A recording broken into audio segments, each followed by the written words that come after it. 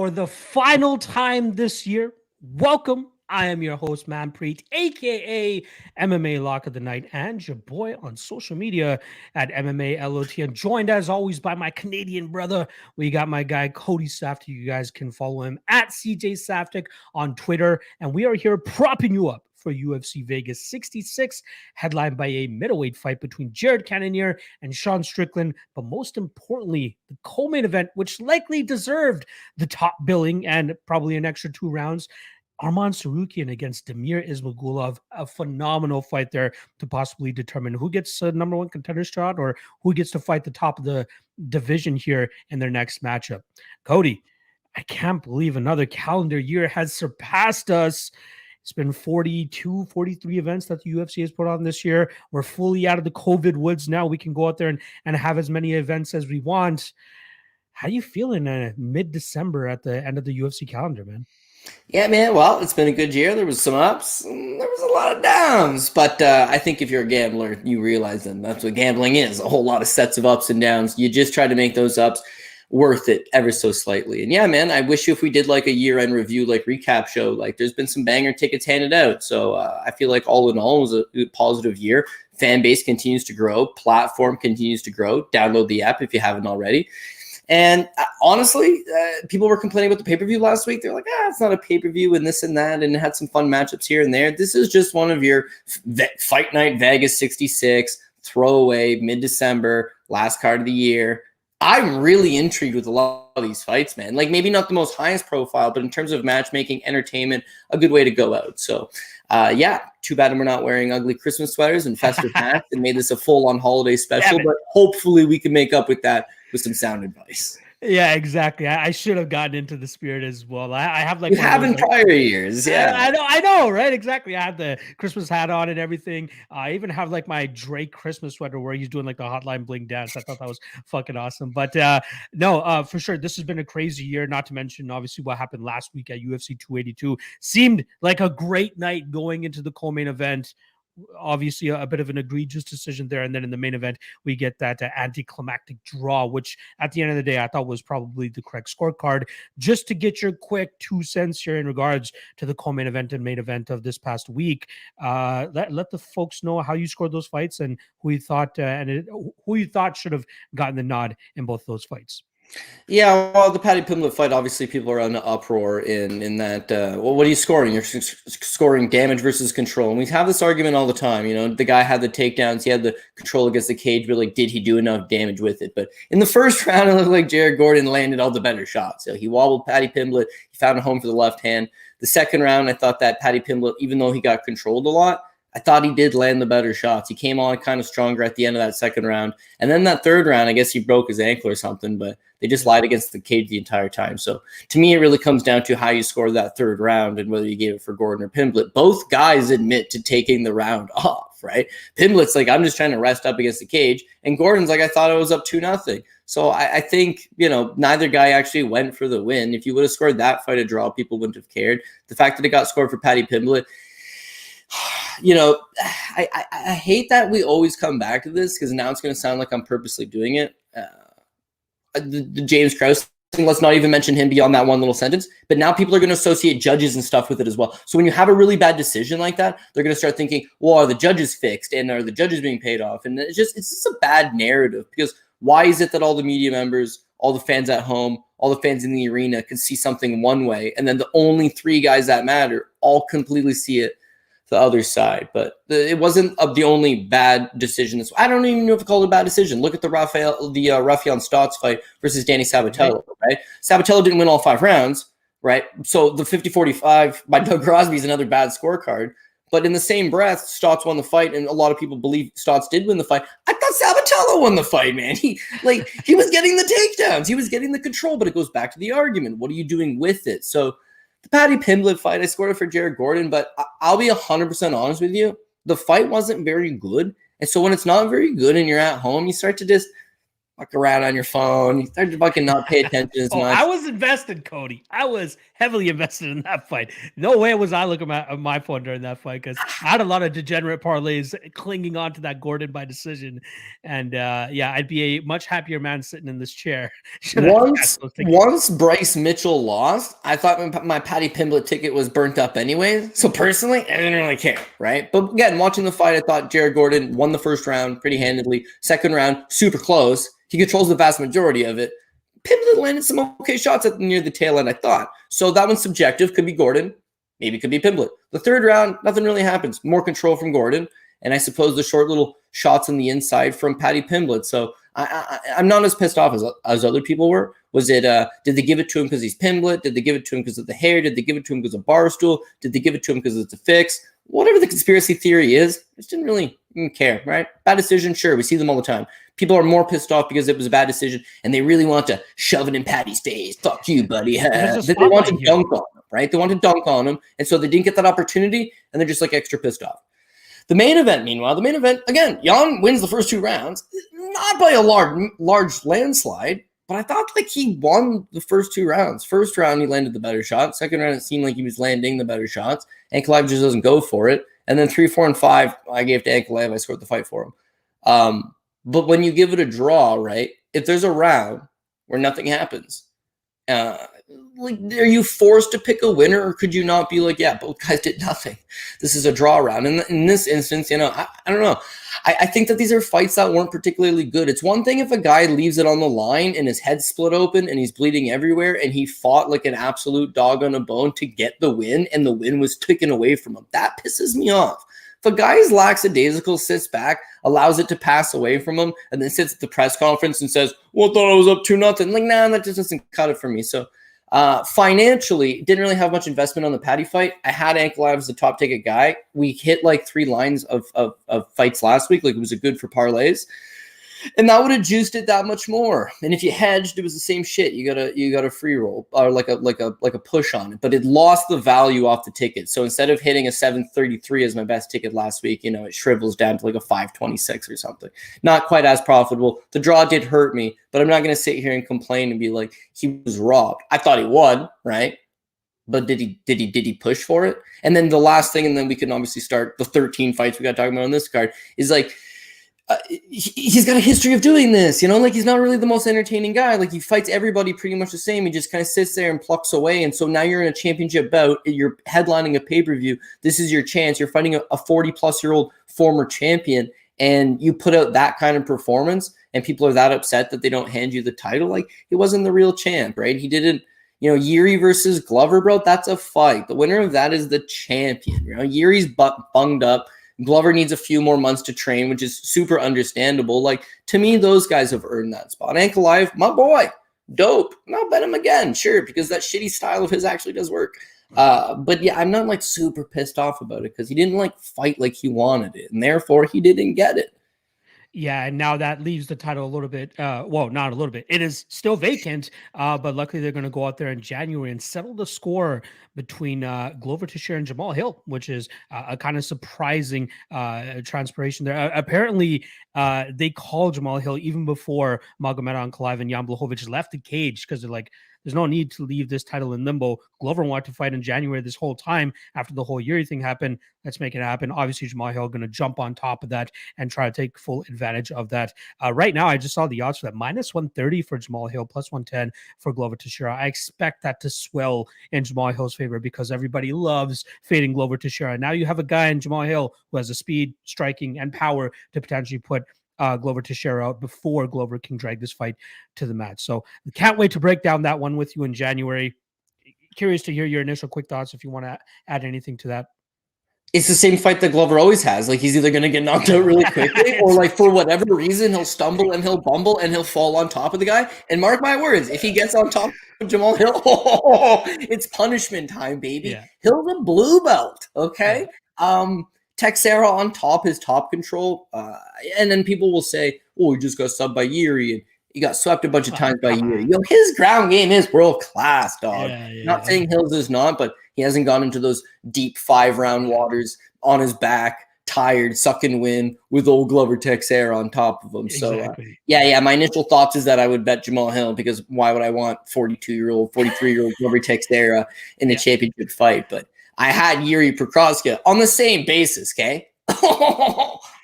What were Man, we? did he make you sweat? Oh, yeah, buzzer beater. It was like the equivalent of running up to like the mid court or like half court and just chucking the ball in the air, and then it goes, and the thing just like swishes through the basket and the fans go nuts. That's what it was. Otherwise, I'd probably lose my money. I do lose my money. The judge is losing. So I love it. All right. Like you said a little bit earlier, we got 13 fights to get through, and I don't think there is much reason to continue to delay the breakdowns, because I know that's what most of the people are here for. But before we do, I do want to give a quick shout out to the All-Star. Make sure you guys drop that like, drop that subscribe, and the best thing you guys can do is download their app. Link in the description below. Android, iPhone, whatever it is, you can use it on there, customize it, get all up-to-date news, live stats, all that good stuff.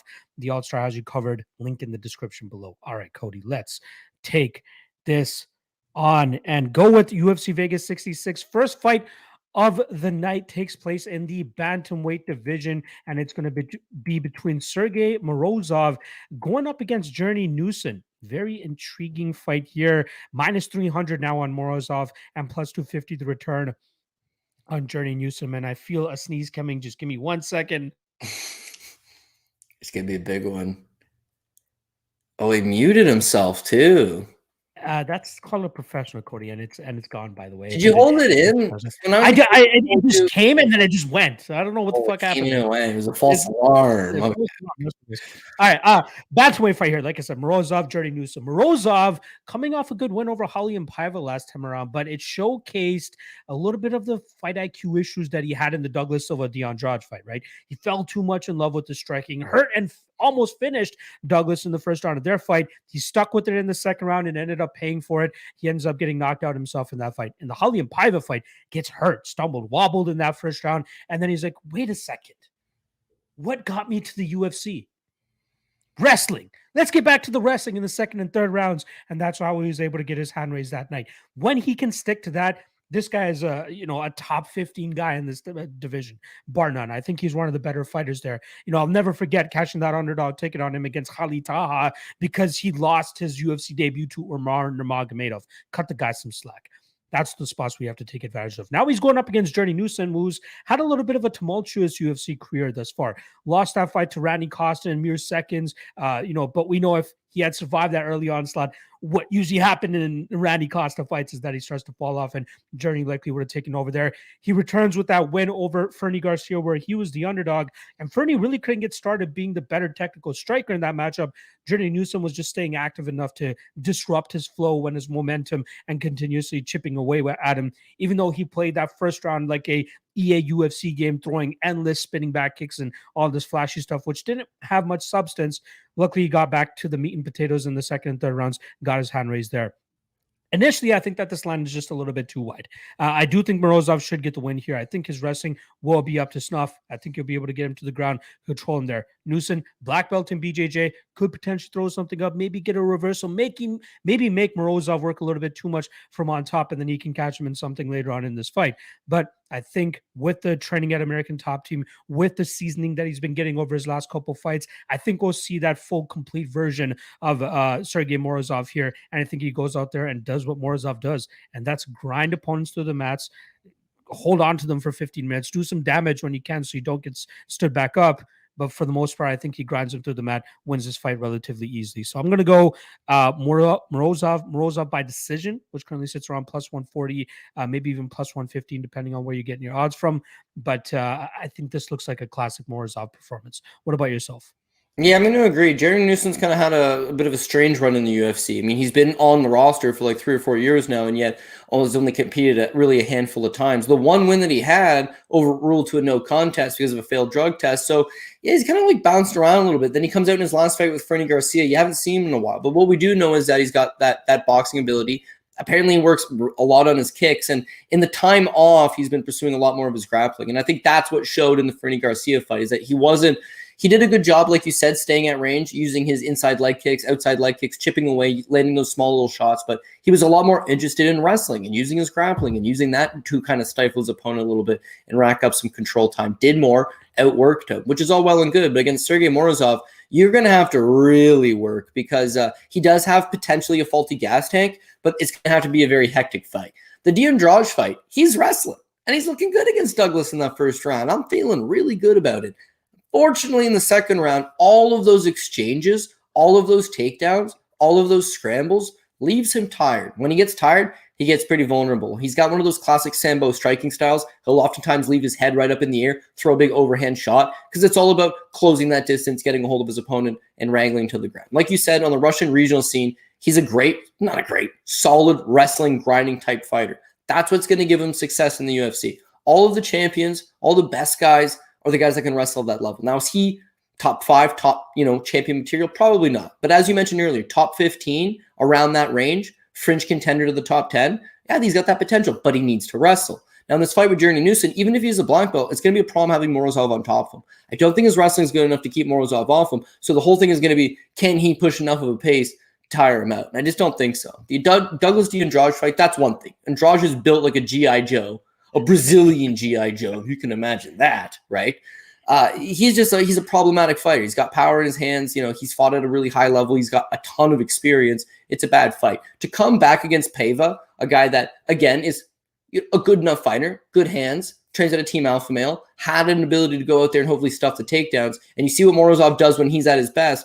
Get wobbled, I get it. You got to pursue the takedowns. I think he does here. And then same thing as you. I think that he's not quite going to get the ground and pound finish. I don't see him quite getting the submission finish. But I think if he can rinse and repeat for at least 2 of those 3 rounds and then stay conscious for that last one, he's probably going to pick up a decision victory. So same thing. I got the decision for Morozov. I like it for sure. And again, Morozov is a guy that I used to have high hopes for before he ran into his first couple, iffy spots. But I think he still has the chops to go out there and showcase that he's one of the better guys in this division, and will likely be very tough to deal with the more experience that he gets under his belt. All right, let's get to this next matchup here, which takes place a division below at flyweight. We got David Dvorak going up against Manel Kape. In terms of odds, we got -250 on Manel and +210 the return on David Dvorak. We got a very intriguing fight here. Obviously, Manel Kape, we know him for his knockout power, his 2 wins coming via knockout in the UFC thus far. He has a 500 record thus far in the UFC, because when fights do get stretched, when fights do go to a decision, he doesn't really have the best decision-friendly style, right? He is an opportunistic striker where he just waits for his moments, maybe a little bit too much at times, and that allows the fight to kind of slip away from him in certain spots. We saw him even kind of, coming up short a little bit in the Zalgas Ismagulov fight before he ended up getting the knockout. Same thing in the O'Day Osborne fight where, he's a little bit behind on the numbers, but he finds that big knockout. I believe it was a flying knee, which transpired into some ground and pound. Good win for him there. But that's the story of his fights over and over again. He is so reliant on that knockout that should fights spill into the judges' scorecards, it's anybody's fight. Say what you want about the Matthias Nicolau decision. He lost that fight because he was a little bit too safe and too patient looking for that knockout. With the David Dvorak side, this is a guy that was a -125 favorite going into his last fight against the aforementioned Matthias Nicolau. There was a lot of hype on this kid, knowing that he could go out there and be competitive with Nicolau, who is a top 5 guy in this division, in my opinion. But he goes out there, gets hit a couple times, gets rocked in that second round, showcases some great durability by coming back and staying in the fight, but still goes out there and loses that decision. But I love his tool set. I love what he brings to the table. Good combination striking, forward pressure, great calf kicks, good leg kicks, and has a grappling game, if he needs it in his back pocket. Can land takedowns when he needs to and control guys from on top. But I think he does his best work in the striking realm. Put the volume out there, put the output, and just make his opponent kind of react to him. Well, we have to worry about, obviously, the Manel Kape power coming back his way here. But this line is too wide for a guy that has more tools to win this fight should it go to the scorecards. I'm not going to fully say that his chin is completely gone because Matthias Nicolau hurt him a couple times in their matchup. And yes, it does scare me a little bit against a guy like Kape, but it scares me if I'm trying to put +130 or +140 on Dvorak. +200 plus 220, plus 230, whatever he's going to get to, that entices me to take a shot on the underdog here, knowing everything we know about him. And especially if he can go out there and attack that lead leg viciously and consistently the way that he normally does, he could take that explosiveness away from Manel Kape and likely put this fight into his favor. So I do lean the Dvorak side here. I do think he likely drags this to a decision and wins it on the scorecards. And you can get Dvorak by decision right now at plus 600. That's a wild line for me, at least, thinking that he has more tools should this fight get to the judges' scorecards. It's going to be sweaty, but I think that this is a good underdog spot. I'm going to go Dvorak. Even money line, I think, is good enough around that plus 200 range. But by decision, plus 600, plus 650, that looks mighty fine to me. What about you? What are you thinking here? Yeah, honestly, that is a good-looking line, so I won't fault you for taking the shot on it, but I got to go with Manel Kape. This is a guy that I don't think transitioned well coming over from Ryzen in Japan, where he's fighting in a ring, and he's fighting with shoes, and he might be fighting in a 10-minute round. And so when he comes over, he's just got way too of a reluctant style. You nailed it, right? He just doesn't throw enough. He's got the power, but similar to a Jairzinho Rosenstruck, if you don't let your hands go, you're not going to get the results. Similar to a Jairzinho Rosenstruck, his camp must be telling him that. And if he opens up, I think that he can land and he can do that. If you look at his debut, it's not as if he just came over and they gave him some flyweight. They gave him Alexander Pantoja, one of the best guys in the division. It's actually a very competitive fight. He has an opportunity to win it. He just allows it to slip away from him. His very next fight's Matus Nicolau. Matus Nicolau is currently a top 5 flyweight, probably a guy that's going to compete for a title in the near-ish future. So another tough guy. It's a very close competitive fight. You can make an argument he won it, but he allows the moment to slip away from him a little bit. The Ode Osborne fight. Yeah, you're right. Ode Osborne has a hot start. He's throwing a ton of strikes. It looks like Manel's allowing it to slip away from him and then just buzzsaws him with the knee. So would it been a classic Manel Kape, allow the moment to slip away? Maybe. But the fact is he lands, he gets the knockout, he gets his confidence back. Now that Zhalga Zhumagulov fight, this is why it's important to me. He goes out there and lands like 63 significant strikes in the very first round. 4 minutes into the round, he had landed more than he's landed in any other previous UFC fight. Now, Zhalgas is known for two things: his durability and his ability to fight in very close competitive fights. Half of the time he fights in the UFC, he's getting robbed on split decisions. The fact of the matter is, though, they're competitive decisions. Manel Kape lands on him, and he doesn't just got power, he's got fight-changing power, especially at 125 pounds. Now he's still young. He's feeling himself. He's a BJJ brown belt. If you go back to that Pantoja fight, 2 takedowns landed on Pantoja and like very nice takedowns. I think he's just starting to feel himself get better full-time in Las Vegas, and I think he's going to be a problem going forward. He's one of the more explosive guys at 125. He's got excellent footwork, and he's got that big power. Dvorak in the fight with Nicolau. Not saying Nicolau's not a big power puncher because he just won his last fight by KO, but against Matt Schnell. Come on. Previous to that, he wasn't really the biggest power puncher, and he did hurt Dvorak and drop Dvorak. But that's not the sole reason. I don't feel like it's a KO or bust type situation. You mentioned that David Dvorak would potentially just go out there and outwork him. But in what of his fights does he really go and throw up great volume? In fact, his best number, his highest it landed is 68 in a fight with Jordan Espinoza, who also landed 50. Now, Espinoza was a nothing flyweight that had a very bad run and also was like a one-dimensional wrestler, and yet he had some success in standing. His other wins, kind of lower level, but they're generally competitive. 67 strikes landed, 68 strikes landed, 39 significant strikes landed his last fight with Matus Nicolau. So if he's not landing enough volume, it's going to be a problem. And then last but not least, that's my last bit of it. We can move on it. I used to think like volume's everything. You just got to keep throwing, And that is what I prefer, but it's not the end all be all. And case in point, the Chris Curtis fight from last week with Joaquin Buckley. Buckley's 100% outworking him. Buckley's 100% winning this fight strictly on volume. But at what point does the volume just get lazy? Like at what point are you just throwing shots to throw shots? And so Curtis is sitting back and he's waiting for him to just make the mistake. And he's waiting and he's waiting and he's waiting and he catches the kick and he knocks him out. Now people are like, wow, it was lucky. Well, he did the exact same thing against Hawes. He waited and he waited and he waited, and Hawes grows in confidence, and Hawes comes and swings, and then he catches him. So even if Dvorak says to himself, I'm going to go and land 100 significant strikes on Manel Kape, he's going to open himself up to getting countered. And if he gets countered by this man, it's going to be a world of shit. So in both scenarios, I just feel like Manel Kape wins the fight. Where I'm a little bit pressed on this one is which prop do I like? I'm thinking the Manel Kape by KO, but I could also be enticed in taking the fight does not go the distance at minus 115. For the purposes of the show, though, my book's not giving me the exact number on the Kape by KO. Can you find it? Kape by KO is currently sitting at plus 150. Yeah, and the fight doesn't go the distance. It's about even. So Yeah. I don't think Dvorak finishes Kape. So if I think Kape's going to win, and I think he's got the ability to finish, I think I'm best to just go with that Kape by KO plus 150. It's plus money, and you're getting a guy that blasts Ode Osborne with a flying knee. KO is one of the more durable guys in the division. Zolgis inside of a round and just completely bombs on him. And then his other two fights, Pantoja, world championship type guy, top 3 in the world, and then Matus Nicolau, top 5 guy in the world. He's operating at such a high level. Whereas Dvorak, no discredit to him, and I thought he looked good actually in the Nicolau fight, but not enough volume, and then the rest of experience just not high enough. I'm not outruling the win, and you're plus 600 by decision. It makes sense. It does, because his win conditions probably by decision. This is a flyweight fight, probably be competitive. Could go to 15 minutes, but I feel like Kape's turned the corner. That's the difference. To me, I feel like Kape's turned the corner, and if he has, he's got all the skills to be a legitimate contender, whereas Dvorak, more of one of these guys that'll just, hang around that top 10 echelon.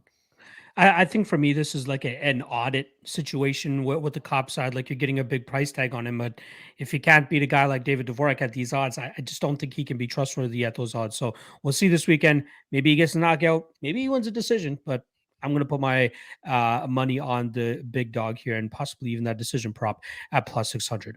All right, let's get to the next matchup here, which is a welterweight fight between two guys that used to be at middleweight. I believe this is going to be the second fight for Bryan Battle, now down at 170, who's been going to be coming in as a plus 130 underdog. And then Rinat Fakhretdinov coming in at minus 150. I believe this is now his third fight down at welterweight. Interesting matchup here. Obviously, this is a bit short notice for Bryan Battle, who's stepping in for an injured Michael Morales, who I would have loved to have seen in this matchup. But from a stylistic approach, this becomes a slightly more intriguing matchup because we get to see what the potential of Bryan Battle is really like against a guy like Rinat Fakhretdinov, and whether Fakhretdinov has what it takes to beat a guy like Bryan Battle, who's a tough out for a lot of guys. Both guys like to use like a high pace, relentless pace type of style. Rinat more so with his grappling, looking to get guys to the ground like he was able to do against Andreas Mihalaitis last time around. Great win for him there to continuously land takedowns and control him from on top. But we saw Mihalaitis really slow down around that halfway point of this fight and was sitting or pretty much a rag body in a sense that for the second and third rounds there, getting taken down over and over again. Whereas Bryan Battle will likely put up more resistance here. He's going to make Rinat work for those takedowns. He's going to force him to have to shoot in and eat a couple shots on the entry and crashing the pocket the way that he does. And then he's going to have to deal with a lot of resistance in terms of the takedown defense from Bryan Battle. Battle, all offense, likes to move forward, really likes to chip away at his opponents, and his durability is on point. We saw him eat some big shots from Trishan Gore in his UFC debut, second UFC fight, and still go out there, outpoint him, win that fight via decision. He didn't need much in his last fight, which was his welterweight debut, where he went out there and starched Takashi Sato in the opening seconds of that fight.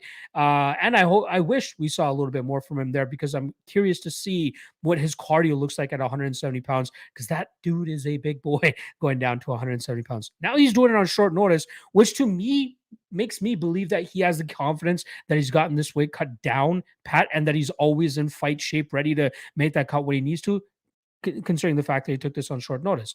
From an overall skills perspective, I think he has the defensive grappling here to keep this fight in his realm, where he can just chip away at Rinat in the striking realm. Rinat's striking is mainly just big power shots, eventually hoping that he can close that distance with those power shots to get fights to the ground. But he's going to be dealing with a lot of movement, a lot of output, and a lot of resistance from the Bryan Battle side. Kind of surprised that the line is going the way that it is, but not really when you consider that, Fakhretdinov's name ends with Ov, and a lot of people are always drawn to that side of a fight whenever they see that. But I think once you run the tape, once you do the research, you see that he's not as, intimidating or as monstrous as that Ov gives his name, right? I think he has some flaws in his game. Even his regional scene, man, he's going up against complete bums, 14, 15, 16 fights into his career. And then he's beating the skeletons of former UFC guys, and Eric Spicy, and I can't recall the other one off the top of my head. But I think he's going to face too much resistance here against Battle. I think Battle outstrikes him, outpoints him, possibly wins in the third round. You know, me, Cody, I love those 4-digit prop lines, especially when it comes to a third round finish. I think it's live here with Brian Battle. Plus 1,800 on Brian Battle to win in round 3. I'm going to take a little bit of a shot there, but I think he's also worth a good underdog spot here too. So give me Brian Battle. Brian Battle by decision as my official prediction, but as a long shot to just end the year off with a nice cash, hopefully, is Battle by round 3 plus 1,800. Am I not giving enough respect to Renat, or are you seeing the same things that I'm seeing here? Yeah, I'm seeing the same things as you're seeing. So I love a guy with his last name ends with an OV. Do not get me wrong. And I love a guy that can wrestle. I love a guy that's got that top pressure.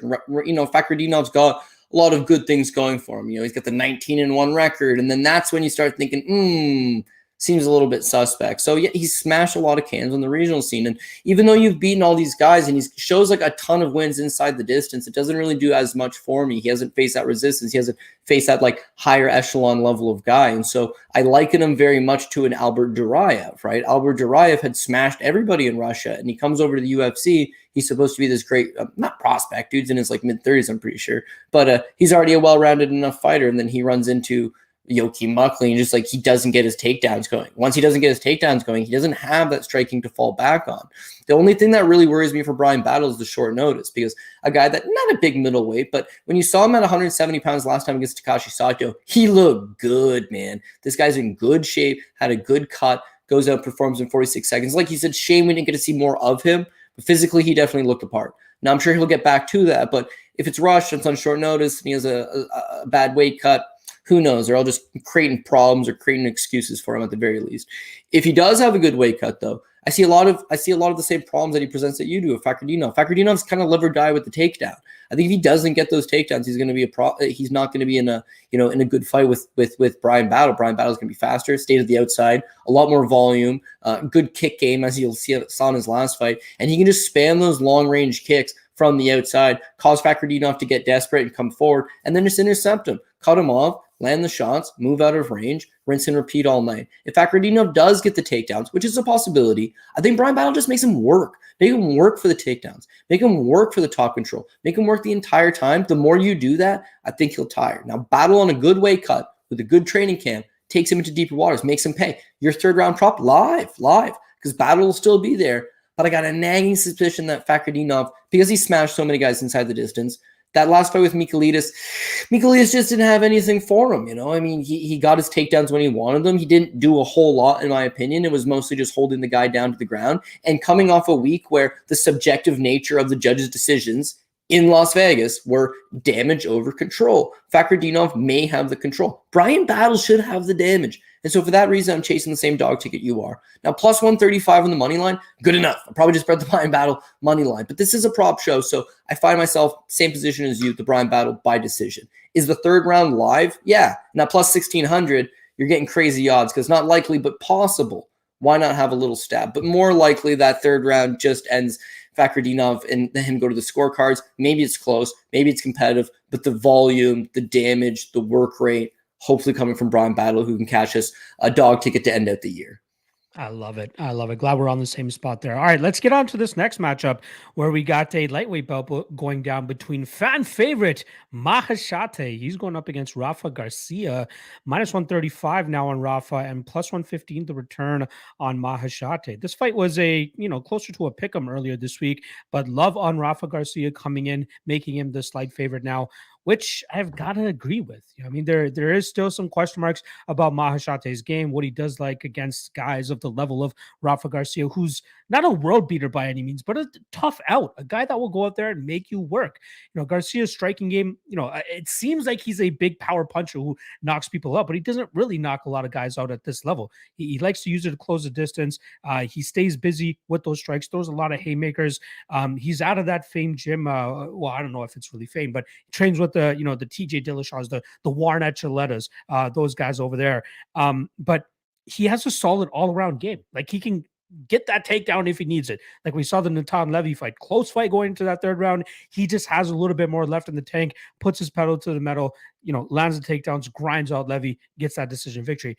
Last time around, I believe it was last time around, he defeats our guy, You know what I mean? Somebody that we've both been following for years and years. He goes out there, 2 fights ago, against Jesse Ronson, chokes him out in the second round there. And I believe that was the possible final goodbye to Jesse Ronson in the UFC. And then last time around, comes up short against a more experienced, a tougher tested guy in Drakkar Klose. Now, Garcia getting a bit of a step down in Mahasate, who is still very young, right? We don't know what kind of improvements this kid could be making on a fight-to-fight basis. I know he's been spending a little bit of time down there at Kill Cliff FC trying to round out his game. And a kid that just turned 23 years old exactly 2 weeks ago, who knows what kind of improvements we're going to see from him since the last time we saw him in the cage, where he put Steve Garcia out cold back in June at UFC 275, just 60, 70 seconds into that fight. He has big power, and we saw him go up against another Canadian on the Contender Series where he just picked apart Achilles and just, stayed at distance, stuffed the takedowns, and just really got comfortable with his game, which is outpointing these guys from distance or trying to knock them out if he can land that big power. Rafa Garcia is a guy that seems to have a lot of good durability, so I don't think it's going to be easy for Mahasate to starch him, similar to what he did against Steve Garcia a couple months back. So I think he's really going to be in for a fight, and I think it's going to be tough for him to, one, put him out, two, deal with that relentless pace and pressure that Rafa Garcia will likely put on him here. If Mahasate does win, it's possibly Garcia just having a little bit of a slip up maybe late in this fight when he gets a little bit overzealous with his closing of the distance and going for takedowns. That's where I could see him coming up short. But I think the more reliable fighter here is Garcia. We know what we're getting with him. Whereas Mahasate, there's one fight we have on tape where he's still super young, 19 years old, getting taken down over and over again.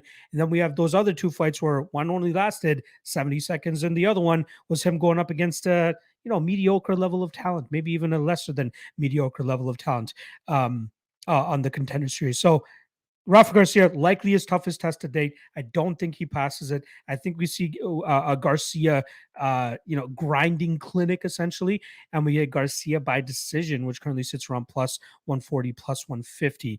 That's kind of where I would side with if I am going with the prop. And then for the Mahasate side, Mahasate by KO plus 250. If you are a little bit overexposed on the Garcia side, that's not a bad hedge opportunity to cut your losses in case Mahasate does get his hand raised in this spot. But let's go Rafa by decision. What about yourself? Yeah, same thing, Rafa by decision. It's not that I'm not impressed with Mahasate. I am. It's that I'm not super impressed with him.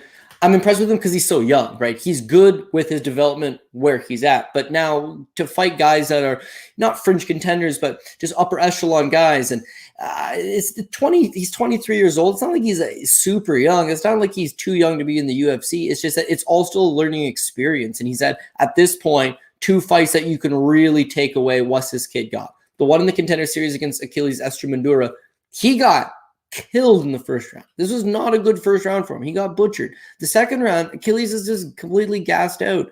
Third round, Achilles is even more gassed out. Had Achilles not gassed, who knows what would have happened? Probably lost. But all the same, he relied on his opponent being inexperienced, undefeated record, fought only out of BC for BFL promotion, which is like his hometown promotion. And now you're in Las Vegas in front of Dana White. Got gun shy, got nervous, tired out. Who knows the case?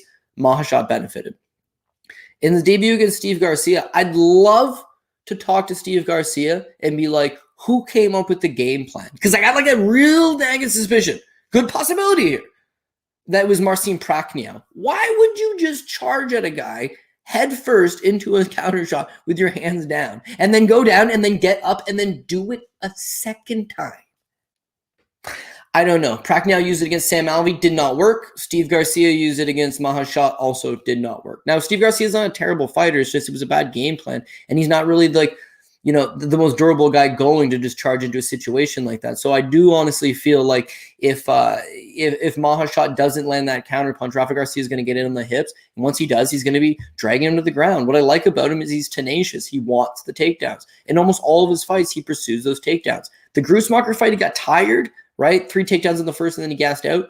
But outside of that, the guy can go, man. 7 takedowns against Natan Levy, 3 takedowns against Jesse Ronson before he put him away. And then obviously in his last fight against Drakkar Klose, he's a big underdog coming in, okay? Drakkar Klose is, a fan favorite, a guy that's fought in good competition, a guy that's coming off of a great win, a guy that's supposed to roll, and most people have on the top ticket. All 3 judges got that thing 1-1 going into the third. Drakkar Klose just does a little bit more. But Rafa scored 3 takedowns on him. He made him work. He gave him a hell of a fight. He's not a bad fighter. Now, the guy looks like he's not very young, right? But he's only 28. He himself is not that old. And as you mentioned, getting in world-class rounds with, I guess Dillashaw's arms popped out and he's retired now. But honestly, he's hanging out in a hotbed of Southern California where just like the training partners, the coaches, the nutritionists, it's all the highest level. And I think he is going to benefit. His cardio's vastly improved. If he can stick to that game plan of just getting on you and just pursuing takedowns over and over and over again, it's going to have success. Now, Mahasat's one win condition probably is land that shot, land that power, make this guy work, land those big shots. But Rafa Garcia, Mexican, knocking him out, not exactly an easy task. And then if he doesn't go down, he's going to get the takedowns. He's going to rack up control time. He's going to rack up a little bit of ground and pound, a little bit of cage control, and en route to a decision victory. So I'm going to agree with you in your assessment of the Rafa Garcia by decision. And it's no disrespect to Mahasat. It's a stylistical bad fight for him. And I just think that Rafa Garcia is a little bit further ahead in his development. Yeah, and has the durability to boot, right? Like if he can take a shot, which we've seen him, he should be able to close the distance here and get his own game going as well. Jesse Ronson landed a couple nice shots early in the first round. It looked like he was in it, but Rafa just takes it and comes forward, right? Now in the second round, you see Jesse like, shit, man, this guy's like, he's not going anywhere. It is an illegal knee. Like Ronson's down. It hits him. The ref calls a halt. He asks Jesse, are you okay? Jesse's such an OG. He's just like, yeah, cool. Like, yeah, maybe you should have taken the 5 minutes at the very least. But when that fight resumes, Rafa's frothing at the mouth, man. Like, he's just good to go. So you can make the argument that it's a cheeky win, but at the same time, physically, he looked good. Cardio looked good. Game plan, other than the illegal knee, everything was sound. Everything was working. And as you mentioned, chin, durability in place. So with Mahasat, if he's relying on a guy gassing out, I don't think it's going to happen with Rafa here. If he's relying on the guy being chinny and he can land one of those big counter shots, I don't think it's the guy. And if he's been working on his wrestling with Killcliff FC, great spot to be, one of the best gyms in the world, right? No doubt as a 23-year-old fighter being exposed to training partners and coaches like that at the highest level, he's going to get better. I just think right now it's too little too late. Rafa's just a little further ahead, should get this fight to the ground and should grind him out. So I would, I'm going to chase that decision prop. I like it. All right, let's get to this next matchup. This is the one that I'm second most excited about on this card because it is a high-level fight that the UFC has decided to bury on the prelims, which I don't completely understand. Regardless, we got Said Nurmagomedov coming in as a plus 100 underdog now, and Said Yokub Khakramonov coming in at minus 120.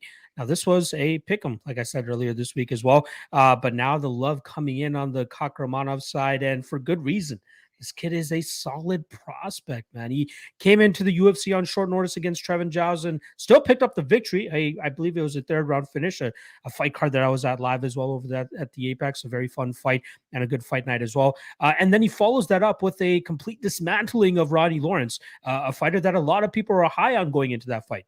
Rodney Lawrence was a guy that would landed like 28 plus takedowns or 26 plus takedowns over his 3 previous fights, which included his stint on the Contender Series.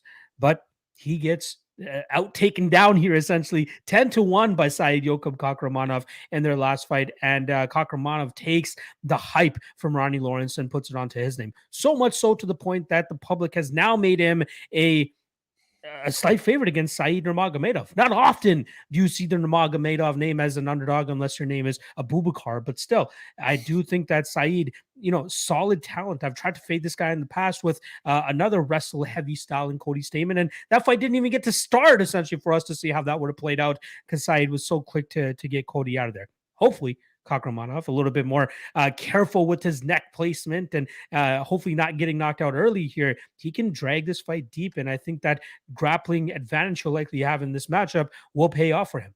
Everybody just wants to assume, since this guy has Nurmagomedov as his last name, that he can grapple with the best of them. Sure, he could. He probably has it in his back pocket, but he doesn't use it offensively speaking that much, right? He likes to focus more so on that flashy striking style. And it's not like he's just throwing it out there to be flashy. He's throwing it with bad intentions. Like he's trying to hurt you to the body. He's trying to hurt you to the head with his spinning back kicks and trying to knock you out.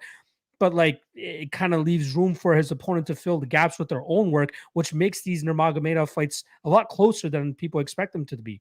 Right? The Justin Scoggins fight, that was a close fight, controversial decision. Probably could have gone Scoggins' way. Barcelos fight, close fight. Barcelos lands a takedown late in that fight.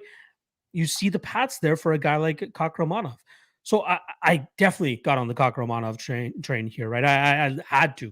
I got in at minus 105. Obviously, the line has taken a little bit of steam since then, but I think there is some value still left on his decision prop.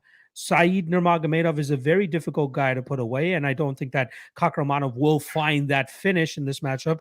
So to get Khakramonov by decision around anywhere between plus 200 and plus 240, I think that's a damn good spot.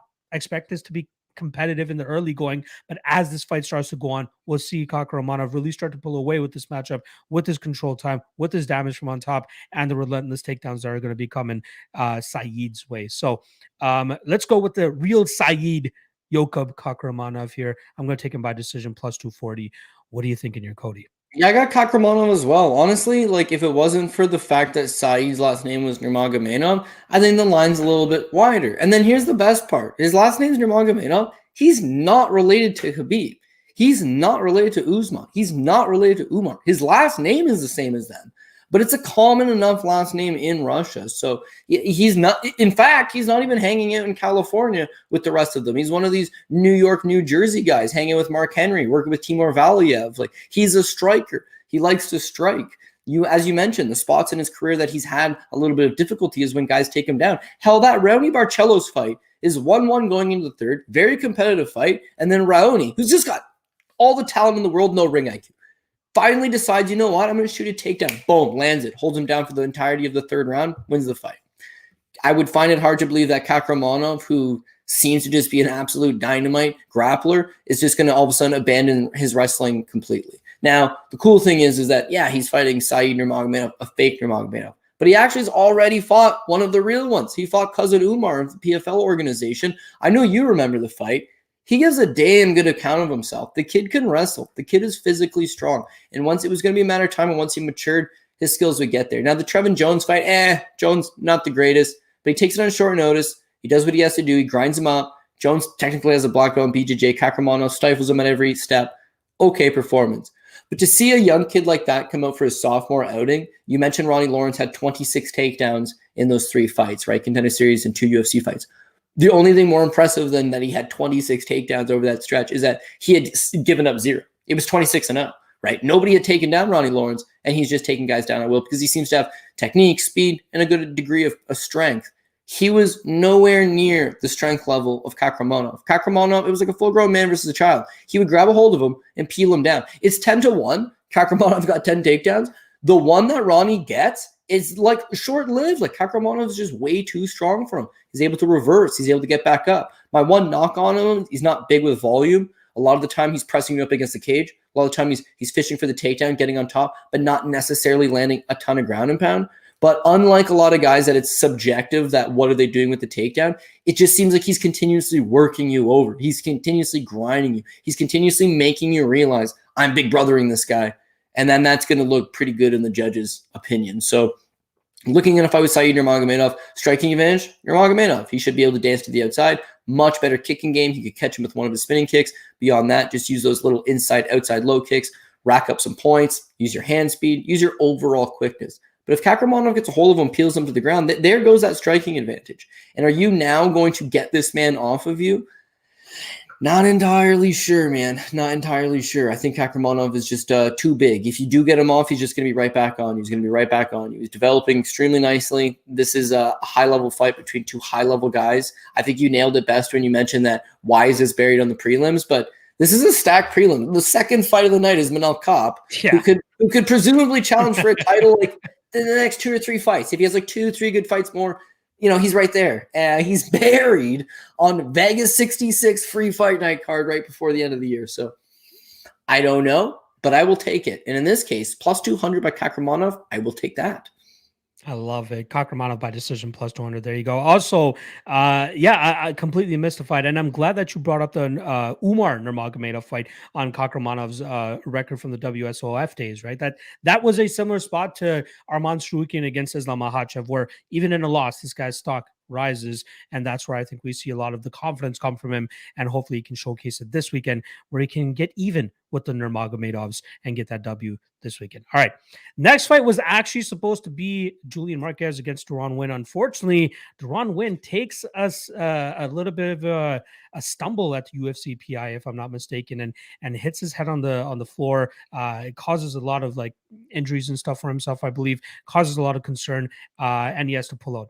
He's in good health from everything we heard, but obviously you don't want to go out there and have a fist fight a day after something like that it takes place, or 2 days after something like that takes place. So no longer Julian Marquez, Deron Winn on the card. So we move on to the next matchup, which is going to be taking place in the welterweight division. And we got Jake Matthews looking to really capture that fire once again in his career, going up against Matt Semelsberger. In terms of odds, we got minus 280 on Jake Matthews and plus 235 on Matthew Semelsberger. Crazy that the one thing I'll never forget about the Jake Matthews thing is the fact that he was an underdog to Andre Fialho last time around. And that just goes to show the recency bias narrative that drives the MMA betting community. One guy has one great performance and everybody wants to hop on his train. Same thing that we saw or are seeing in this matchup. I mean, he goes out there, he's a small underdog to Andre Fialho, and now here he is as a minus 280 favorite in his next matchup. And I get it, Matt Semelsberger, not the greatest fighter, but he has some good skill sets, right? The best part about his game, I would say, though, is his athleticism. The guy's a big guy. The guy's a brooding guy at this 170-pound weight class, and he'll likely have the size advantage here against Jake Matthews, but not by a whole lot. That's how he's been getting the most out of his victories. He can go out there, he can take a little bit of a beating in the early going like he did in his last 2 fights ago against AJ Fletcher, and then come back in the second and third rounds, muster up some takedowns, muster up some damage, and eventually get the win in his own right. Then he goes up against Alex Morono, who we all know is a tough out for anybody. That guy, he's so unassuming, giving his physique and giving his lack of technical striking at times, but his toughness and his durability and his ability to just move forward, crash the pocket, and continuously put damage on his opponents is why he gets his hand raised. Just like he did this past weekend, almost against Santiago Ponzinibbio, until he got chinned with a second left in the under 1.5 there and loses that fight. But he was en route to winning that fight against Santiago. So I'm hoping just in passing that Semelsberger gets a little bit more of that Morono love now after seeing how Morono did against a guy like Ponzinibbio. But I still think that this is going to be a tough matchup for him. I do think that Matthews is still the far superior skilled fighter here, from the takedowns to the striking. And speaking of his striking, looking hella improved over his last couple fights, especially that Andre Fialho fight where he was able to stiff him in that second round and get him out of there. I love Matthews. I think he's a great talent. I think he's going to continue to progress. I just don't know if he's going to achieve that potential that we first had from him when he first came into the UFC. Everybody expected championship material out of him, but now I think we're seeing them settle into that top 10 to 15 range of this division, and I think that's where he's going to stay. He'll keep the guys out that don't deserve to be in that top 10. Semelsberger, unfortunately, in that category, which is why I think we see Matthews get his hand raised in the spot. Matthews by decision is the spot that I'd be leaning with most. Currently sits around plus 150, and I think we see him go back to his roots here and look to drag this fight to the mat and just grind on Matthew Semelsberger to stay away from that big power punching that's going to be coming back his way. Semelsberger, a far tougher out than Andre Fialho, in my opinion, especially in this matchup. But I'm just not so privy on taking that big chalk on Matthews's money line here, which is approaching minus 300, like I said. So I'd hone in on that decision prop here for Matthews, like I said, plus 140, plus 150. Look for a great overall performance here from Matthews to secure a decision win.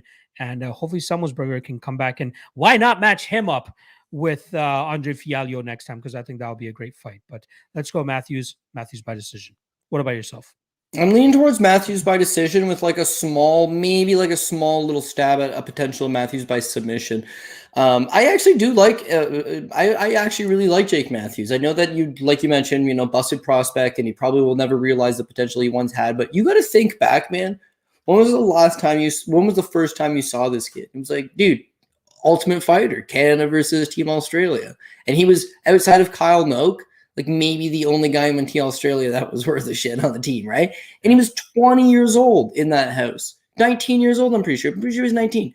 19 years old when he was competing on that show. So he's just been in the UFC for so long that I feel like maybe when you see a kid overachieving at that age, it's like, oh man, you have high expectations for him. And then when they don't quite get to that level, like that's when people start to, they're not, oh, he's never going to be quite what we think. But again, now he's still only 28 years old. I think he's still young in the division. He's still got some of his best years to come. He hasn't quite hit his prime. And he's filling out that 170-pound frame. Not a 55 anymore. He's a 170. He's putting some mass on.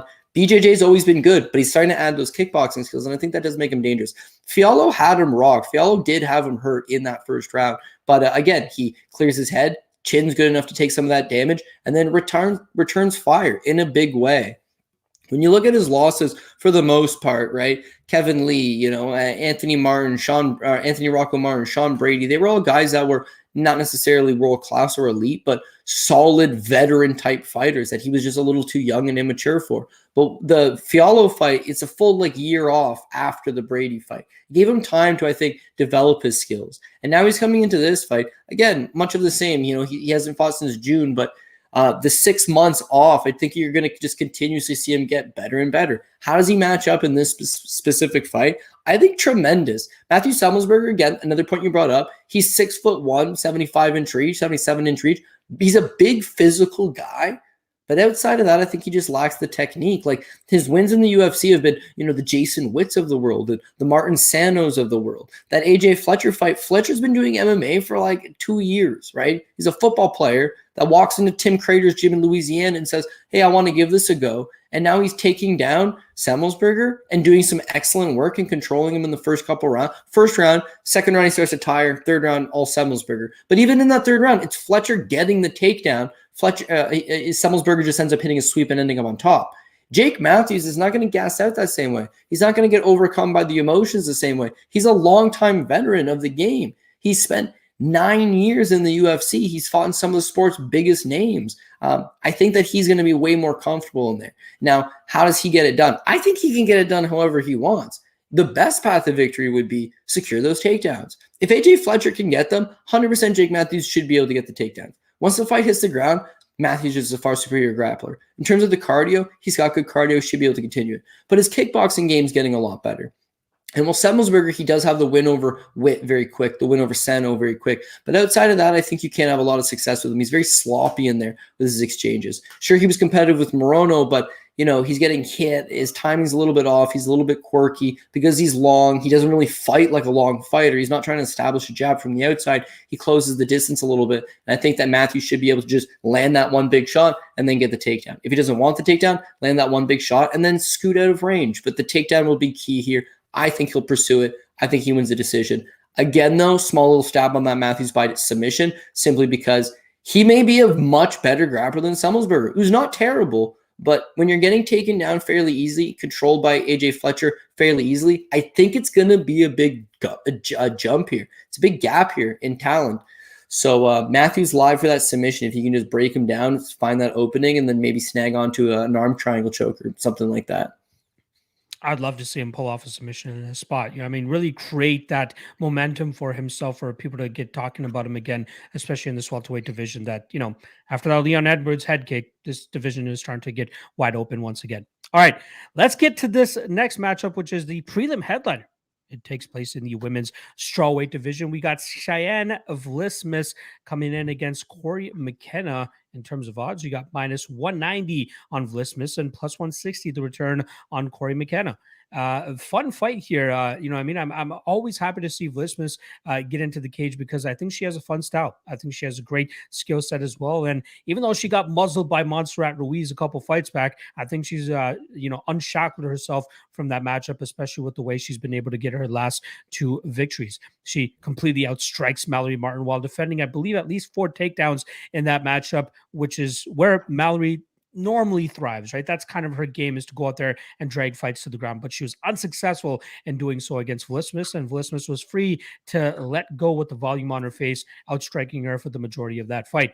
The fight before that, the Gloria DePaulo fight, we didn't really get to see that fight get started much before she lands that beautiful nuclear head kick as Gloria DePaulo was working her way back to her feet.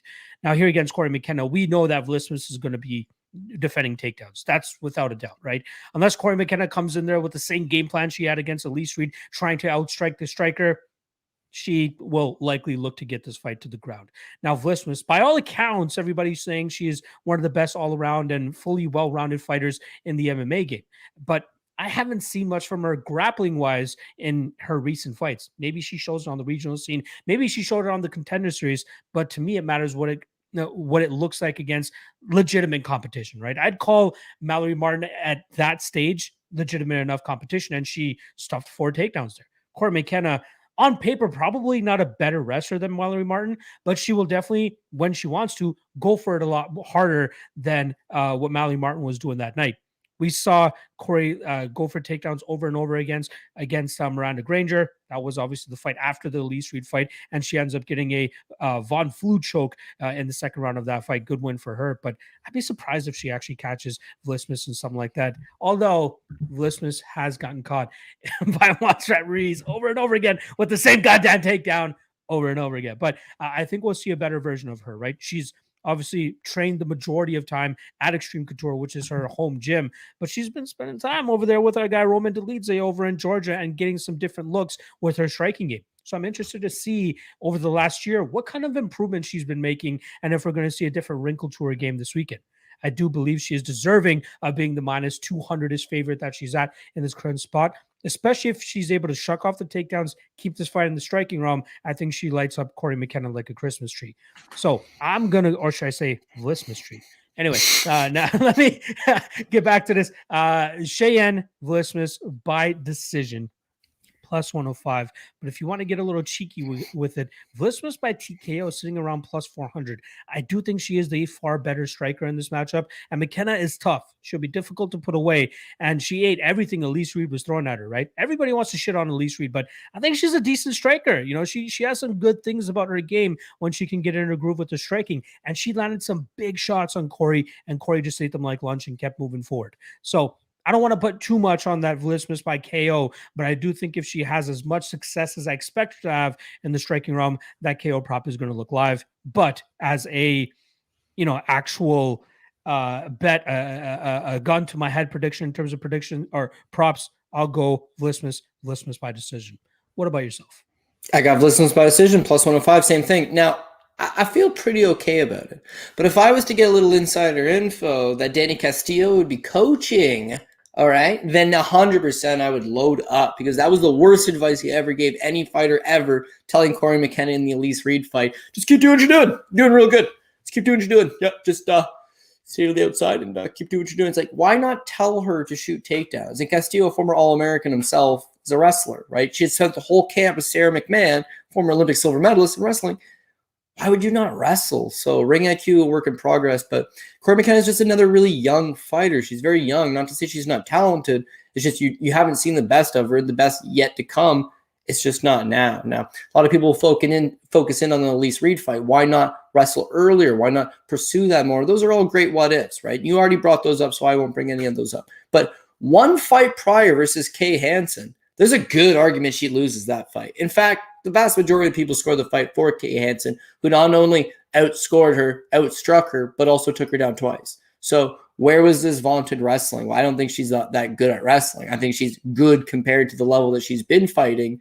But against some of the division's better fighters, she's going to run into some troubles. Against Elise Reed, she did get the takedown finally in the third round, too little too late. But Elise Reed is considered one of the worst grapplers in the division. Her takedown defense is not that good. Striking, solid. Taekwondo black belt. Good point-style fighting. Taekwondo landed nice shots, but not really necessarily known for her takedown defense. So to not use the game plan against her is a problem, because it's not going to get that much easier. Now against Miranda Granger, sure, take her down. But by all means, all good. But against Cheyenne Vlismas, yeah, I think it's going to be a problem. Someone that spent good time in Las Vegas working with predominantly wrestlers, used to be married to JP Buys, a former Olympian from South Africa, you guessed it, in wrestling, and now hanging out with Roman Dolidze, who, you guessed it, Georgian, so goddamn strong, the son of a bitch. Really fucked me up in the Jack Hermanson fight. The main thing is that, yeah, she's doing all the right things. I think she's very athletic. When I see her move in there, I think that this is a fighter that's a lot more athletically gifted than a lot more of the division. And if she can use that striking, use that keep the fight upright, she's going to be good.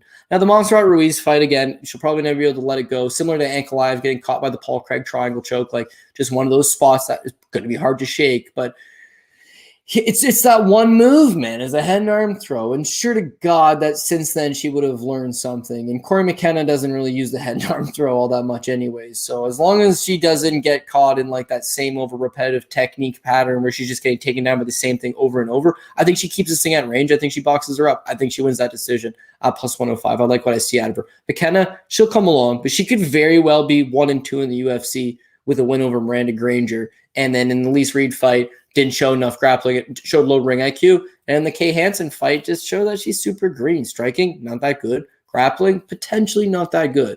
So just keep that in mind. Vlismas is a much stiffer test than Elise Reed grappling-wise and Miranda Granger everything-wise. So tough test for McKenna. I just don't think she's going to pass it at this time. So give me Cheyenne Vlismas, plus 105 by decision. Love it. I love it. I love it. All right. That brings us right into the main card, but shout out to the 130 live viewers that we currently have with us on this Thursday evening. Drop that like, drop that subscribe, drop a comment as well. We would greatly appreciate that. And if you want to check out the All-Star app too, that is one of the main sponsors of the show. Link in the description below to download it on your mobile devices. Stay up to date with all the breaking news and not to mention odds and live stats. The All-Star app has got you covered. Make sure you check them out. All-Star is perfect as well because you got the news, okay? So you might just be thinking, oh, yeah, the fight's over. And let's say Corey McKenna did beat Cheyenne Vlismas. You want the news afterwards because Cheyenne Vlismas may follow that bitch home because she has threatened to do it before. And anytime you tell somebody, I will follow you home, bitch, you are gangster in Cody's good books. So I think she's going to get the job done. But if she doesn't, look out for the news update on the parking lot brawl. And you can get a notification for that as well. There you guys go. All right, let's get to this main card here. First fight goes down in the middleweight division. And we got Cody Brundage coming in here against Michal Oleksiejczuk. In terms of odds, you got minus 280 on the Polish Lord Michal Oleksiejczuk and plus 235 on the Denver native Cody Brundage. Now, interesting fight here. I believe this is a short notice spot as well for Brundage, as Albert Duraev was originally scheduled to fight Michal, but Duraev forced to pull out, and in steps Cody Brundage, who has a good style to go up against Michal, if I'm not mistaken, right? Like Michal, I love his style. This guy is a phenomenal striker and just puts pressure on you, stays in your face, drains your gas tank pretty quickly and gets you out of there. I don't think I've seen a fighter gas quicker. Okay, maybe Patrick Downey a couple weeks ago was a minus 1,500 on Bellator. Yeah, but that mullet, bro. Holy fuck. That mullet, yes. But I don't think I've seen a fighter gas as quickly as Shamil Gamzatov against Michal Oleksiejczuk when Oleksiejczuk just marched him down, stuffed a couple of the takedowns, kept the pressure on him, and then knocked him out halfway through that first round. Beautiful performance from him there. But then you see fights where Michal struggles with guys who are able to get him down. Now, he's been working well enough in terms of getting back to his feet and trying to defend takedowns. But if you can stay persistent with it enough, similar to what Jimmy Crute was able to do, landing 8 takedowns in the span of 3.5 minutes, once you finally get Michal to settle on his back and, give up the fact that, okay, I finally gotten taken down, you could slice through this guy's guard like butter. And I feel like Cody Brundage, a guy that we've kind of been led to believe is a good wrestler, a solid wrestler. I believe he has a little bit of a background in it too.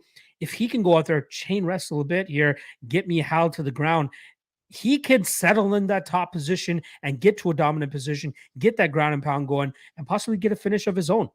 Everybody wants to focus on, Michal's finishing power and how entertaining he is. And Cody Brundage has been put into some bad positions over his last couple of fights, but still comes out with the victory, right? The guy still goes out there, even if he gets his takedown stuffed against Trishan Gore, still has that big power in his hands to knock out Trishan Gore off of his back foot.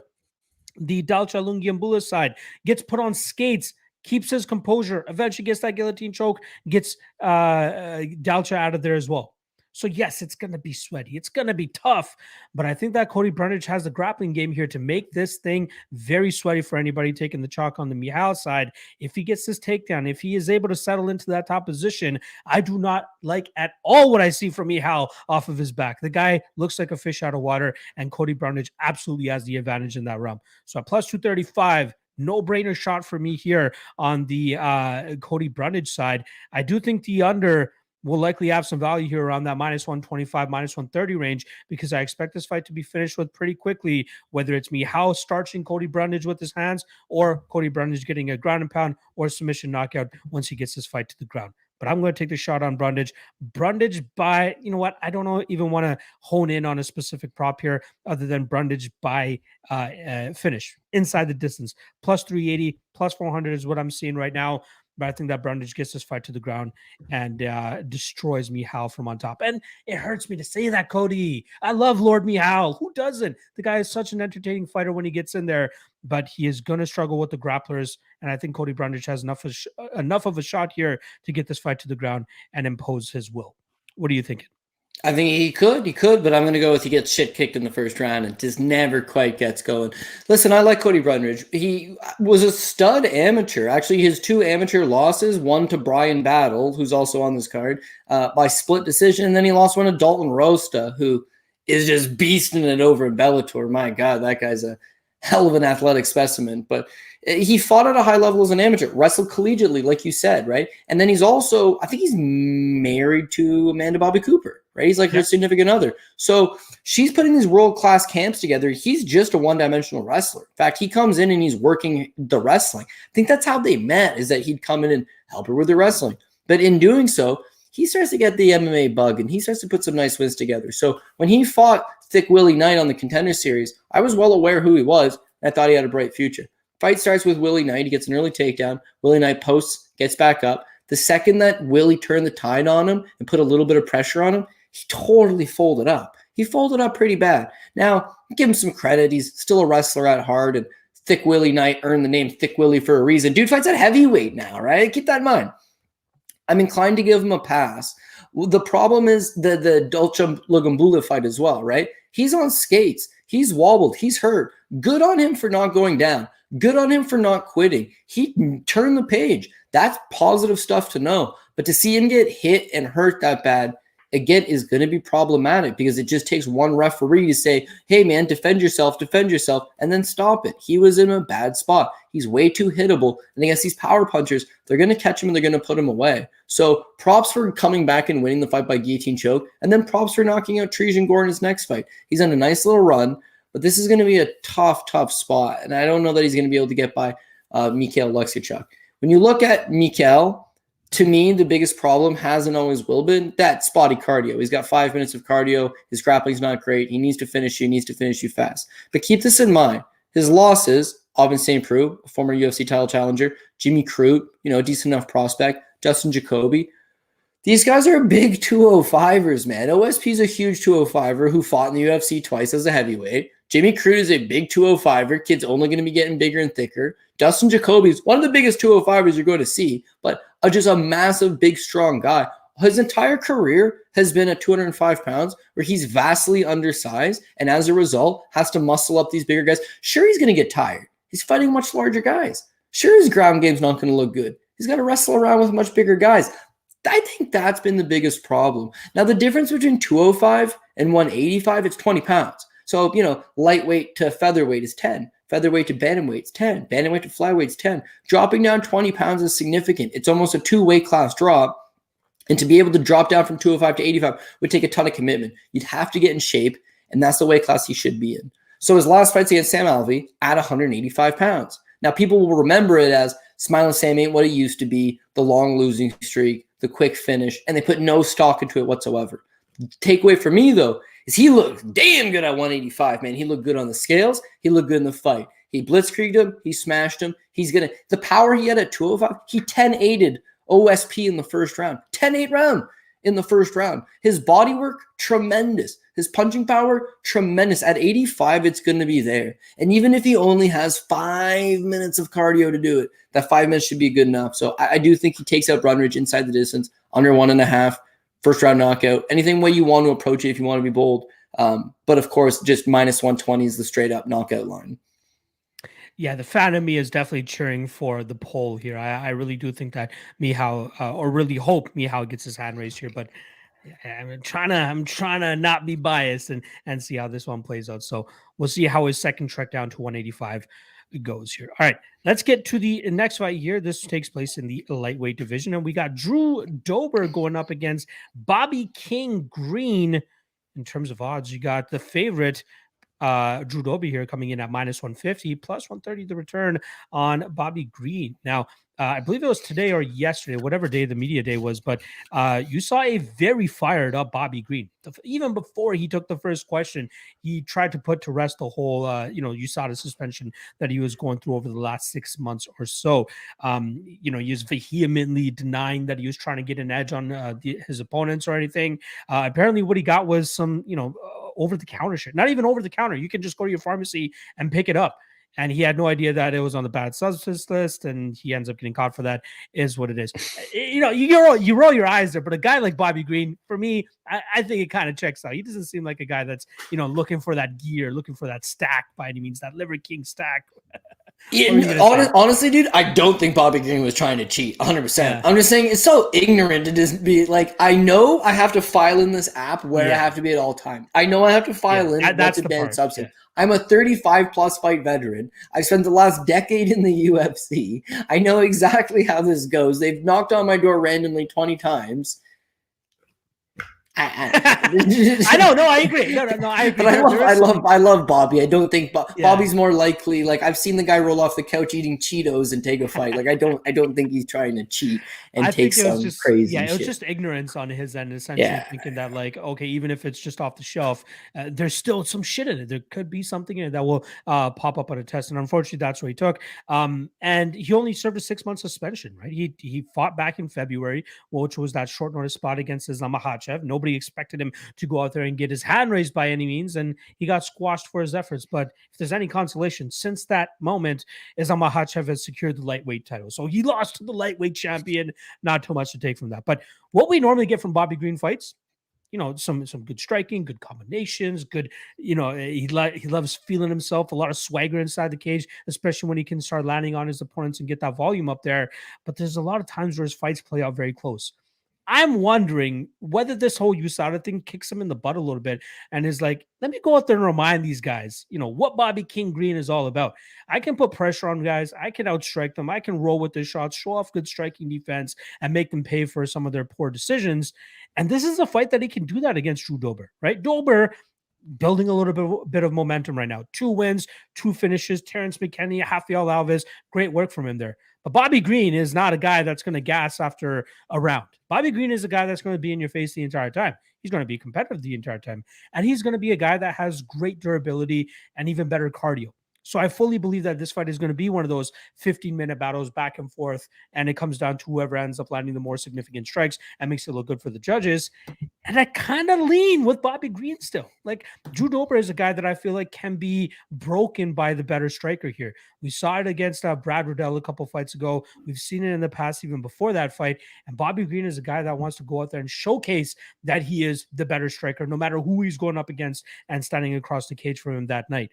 This is a fight where I feel like he can just go out there and do that Bobby Green thing. Plus 130, I think, is a great price. Even the over here, Cody, the over is sitting, it's a little bit chalky at -175, but I can't remember the last time I saw a lightweight fight with an over 2.5 around -450, which was the case when he fought Ali Quinta a couple fights back. And that fight ended within the first 2-3 minutes. And I think a lot of people got caught with their hand in the cookie jar there trying to parlay that over 2.5. But I think this is one of those spots where we see him, sink back into that decision style of fighting. Dober, very difficult to put away, good durability. I think we'll see Bobby Green touch him up. Will be a close fight.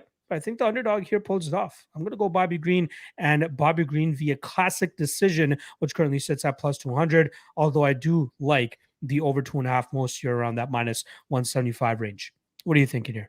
Yeah, well, I'll make a case for Dober by decision, but the play is the fight goes the distance, -150. Bobby Green is a decision guy, man. Always has been, likely going to be for a long time to come. Keep in mind that these fights in the UFC, dating back to 2013, right? But anyways, Pat Healy, decision. Josh Thompson, decision. His fight with Edson Barbosa, decision. Magomedov, decision. Lando, decision. Eric Koch, decision. Close, decision. Trinaldo, decision. Clay Guida, decision. Lando Venado, decision. Alan Patrick, decision. Thiago Moises, decision. Rafael Fiziev, decision. Ally Quinton, knockout. Ally Quinton hadn't fought in 2 years and is a retired real estate salesman from New York. Used to be cool fucking raging Al. Used to be a guy that you could rely on, but not the same guy. And retires immediately after the fight. Like, holy fuck, that wasn't supposed to happen. So he did knock somebody out, but it was very much like Tisha Torres getting her TKO victory over Sam Hughes on a cut stoppage. Like, she's still a decision fighter. She just happened to have that one. His subsequent fight over Nasrat Haqparast, another decision. Now, he has been finished twice in losses. He got knocked out by Dustin Poirier. I don't think anybody's going to fault him too much for that one. And he got submitted by Islam Makhachev. I also don't think anybody's going to fault him for that one. For the most part, he's been very durable, can take the damage, but for the most part, in all of his wins, generally by decision. He'll shake his head every time you hit him. He'll hit you with a couple hot shots from distance. Bobby's got good technical boxing. He's one of the only guys that rolls with like that Philly shell style defense, similar to a poor man's Floyd Mayweather, where he'll very much swivel off the pivot point and try to land counter shots. He can be the aggressor. He can be a counter puncher. He's fun. He's exciting, but he's not exactly that big potent finisher. His durability checks out. His power's not quite there.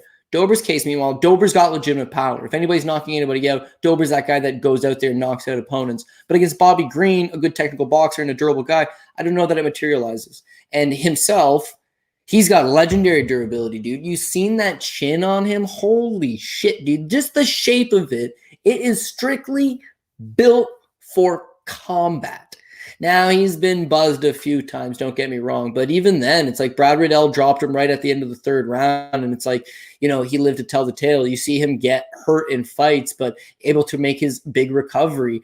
His fight with Terrence McKinney, it's like, he's dead. And gets back up. It's like, and then as soon as he gets back up, he's in excellent physical shape. A guy that spent a lot of time in Colorado. He spent a lot of time at altitude. I think he's good to go for the 15 minutes. You mentioned the Riddell fight. Fair. Riddell did land some excellent shots, tire him out down the stretch, and win that fight down the stretch. If Bobby can do the same thing, stay aggressive, tire him, land the volume, stay in his face, then yeah, Bobby's got a good solid chance. But Dober's going to get his respect, I think. I think Bobby's going to come in, land 2-3 glancing shots, do his classic Bobby head shake. And when Dober lands those shots, I'm hoping the judges are going to see they're the more impactful ones. Bobby's also a very flat-footed boxing stance style fighter. He's very plodding at times, but he's going to be flat-footed and stand in front of you. If you can utilize those leg kicks, you could have a ton of success against him and basically take away a lot of his mobility. Dober has those leg kicks. He's an excellent leg kicker, a guy that comes from an American Muay Thai background, and I think he could definitely go out there and put to good use. So you take Bobby Green by decision, fair. I'll take Dober by decision. I think it's a close competitive fight. I think either guy can win, but we both agree this thing's going to decision. And at minus 150, that's not a bad price at all. So I'm going to go ahead and agree with a lot of your points. Unfortunately, I will go the other side. Yeah, and again, we just talked about it's a guy that had the over 2.5 in his fight as minus 400 only a couple fights ago. What an against a real estate agent. Against a real estate agent. Exactly. There you go. All right. Happy that we ended up on the fight goes to decision there. Pick your poison, though, whether you want to go with the minus 150 on Dober or the plus 130 on Bobby Green, or just take them straight up to win by decision as well. Probably the best bang for your buck. All right. Next fight, which probably has a good chance of going the full 15 minutes as well. A fight between two veterans of the game. We got Leroy Caceres coming in at plus 145 and Julian Juicy J Erosa coming in at minus 170. Very weird fight for me here, Cody, because whenever these guys fight, I'm a little bit like puzzled because like these guys aren't like complete wild cards by any means, but sometimes they show up, sometimes they don't, right? Both completely evident in their last matchups. Julian Erosa goes out there and picks up a win over Hakeem Dawodu, right? That was a fight where he was nearly a 2-1 underdog. Goes out there, outstrikes him, lands the better strike, stays active, stays mobile, and Hakeem Dawodu can't get a beat on him. On the flip side, for Alex Caceres, he is coming off a loss against Sodiq Yusuff last time around and went the full 15 minutes in that fight. But the fight before that, he picked up a win as a plus 225 favorite over Sung Woo Choi. Good win for him there. He was taking a little bit of a beating, I will say, in the striking realm as well, and having his own success in the striking. But once he got the back of Troy, he was able to sink in that rear naked choke, get the victory. So good wins for these guys. The last times they were actually able to pick up wins. I get why Erosa is the favorite here, minus 170. Momentum kind of in his favor. He seems to have a little bit more paths to victory as well. But I still feel questionable about, like, if Caceres is able to get this into the grappling realm, maybe he has success. Julian Rosa, if he keeps it standing, he probably lands the more damaging blows, makes it look better for the judges. I do lean the Erosa side, as I do think he'll be able to stay safe in the grappling realms. I think his submission defense is good enough. I think his shots likely impact his opponent more than what Caceres is going to be doing in return, and I think the judges will be honing in on that. But the constant theme of this breakdown gets back to the judges. I do think this fight goes the full 15 minutes. I believe this is one where I got in on the over 2.5 at minus 155. It's up to about minus 175 now. But I think you can take either guy to win by decision, similar to our last fight, and you'll still come out with some profit here. So I do lean the Erosa side, Erosa by decision, which currently sits at plus 165. But I tied myself to that over 2.5, took the chalk. I'd be surprised if either guy gets the finish here. If there is somebody that gets the finish, I think it's probably most likely Caceres by sub, but I just don't see that happening here. I think we'll get a back and forth contest here with this going to the scorecards and Erosa getting his hand raised. What are you thinking? Yeah, honestly, I disagree with the only thing I disagree with is you said that Julian Erosa is not a wild card. Oh man, this guy is the wild card. I cannot get a good beat on him. Bruce Leroy a little less so. Sometimes he's better than other times, fair. But Erosa, when he's not good, he is not very good. When he is good, this guy is a problem for a lot of the guys in the division. Keep in mind that, his chin's not very good. His career losses, not very good. Anyways, his career losses, he loses to Teruto Ishihara, right? 34 seconds into the second round, knocked out. He lost that Bobby McIntyre guy was 6-5, right? Knocks him out 4 minutes into the first round. His fight with Devontae Smith, 46 seconds into the first round. His fight with Julio Arce, nasty knockout in the third round. His fight with Sungwoo Choi, minute 37 seconds into the first round. So at his best, homie can't take a punch. He's not very durable. And that's obviously problematic the way he fights because he's all volume and he's all pressure and he's all crazy pace and have a crazy fight. If you can't take a punch, not going to go good. And as outlined, he's been starched bad a pile of times. So again, at his worst, not very good. At his best, he does not stop. He just keeps coming forward the entire time. He's got a very weird not herky-jerky, a very weird style. I would liken it to Dominic Cruz, but it's just not clean like Dominic Cruz. It's a whole lot of movement. It's a whole lot of check hooks. It's a whole lot of stuff that's difficult to get a read on. It's hard to get a rhythm because you just don't know what angle he's attacking from. And because he's continuously attacking, you got to keep up with him. Guys with good cardio like Charles Jourdain and Sean Woodson have failed that test of keeping up with him. He breaks them down. He takes them down. He submits them. He's using his wrestling. Full time out of Las Vegas. At his best, he's an absolute problem. I'm hoping he's at his best here. And if he is, I think he wins by decision, plus 165. That's where I would be going. With Bruce Leroy, I don't know if he knows where the bodies are hidden for the Zuffa brass. And they're just like, we need to keep this guy on the roster. But here's like a super interesting thing about him, right? Since his UFC debut, which was in 2011, okay? His wins, Cole Escovedo, cut. Demasio Page, cut. Montetubo Tuzuka, cut. Roland Delorme, cut. Sergio Pettis, not his fault, but he's in Bellator now, but he's cut, you know what I'm saying? Masio Fullen, that's 6, cut. Cole Miller, 7, cut. Rolando D, 8, cut. Marvin Bravo, 9, cut. Steven Peterson got a job with the UFC, but he is fucking clinging onto that sumbitch. Chase Hooper really should be cut. Austin Springer's cut. Kevin Kroom's cut. Fights in BKFC now. Sungwoo Choi coming off another bad performance, not plausible to say that he would get cut. He's very much the division's gatekeeper, right? If you do not deserve to be in the UFC, you lose to Bruce Leroy. If you have even a modicum of future with the organization, those guys go on and beat him. It's crazy to me that over the last 11 years, his like 12 wins in the UFC, one of the guys is currently rocking a contract with the organization. Juicy J, meanwhile, has relevant wins over Hakeem Dawodu, a top 15 guy. Steve Peterson, quite literally the only guy that Bruce Leroy has defeated that's still on the roster, okay? Charles Jourdain, a relevant win. He knocked fucking Nate Landwehr the fuck out. That's got to count for something, my boy. And then beats Sean Woodson. And those are just, half of them are fight of the night. Half of them are just gut, gritty performances. Finishes Woodson in the third. Finishes Jourdain in the third. Shit, man, there's a lot to like about him. And as I get all hyped up, like I'm just going to drop the hammer on him. Like the last fight with Akeem Dawodu is, honest to God, the best I've ever seen him. One fight prior, he's fighting tooth to nail against Steven Peterson.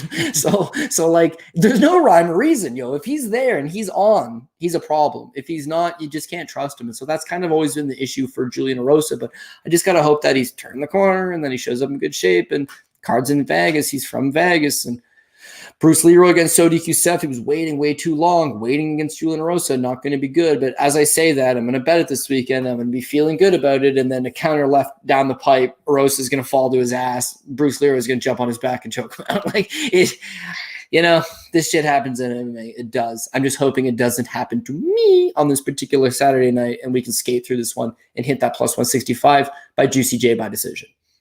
Yeah, that's exactly what I mean in terms of the both of these guys being wild cards. Like you just with Katlyn Chookagian, you're going to be getting punches and bunches, output, the hias and all that type of stuff. Oh, yeah. With Kamaru Usman, you're going to be getting takedowns more often than not, unless he wants to stand with Leon Edwards in the final round of a championship fight. But with Julian Erosa, you don't know what the hell you're going to get. Alex Caceres, same thing. You just don't know what you're going to get with these guys at times.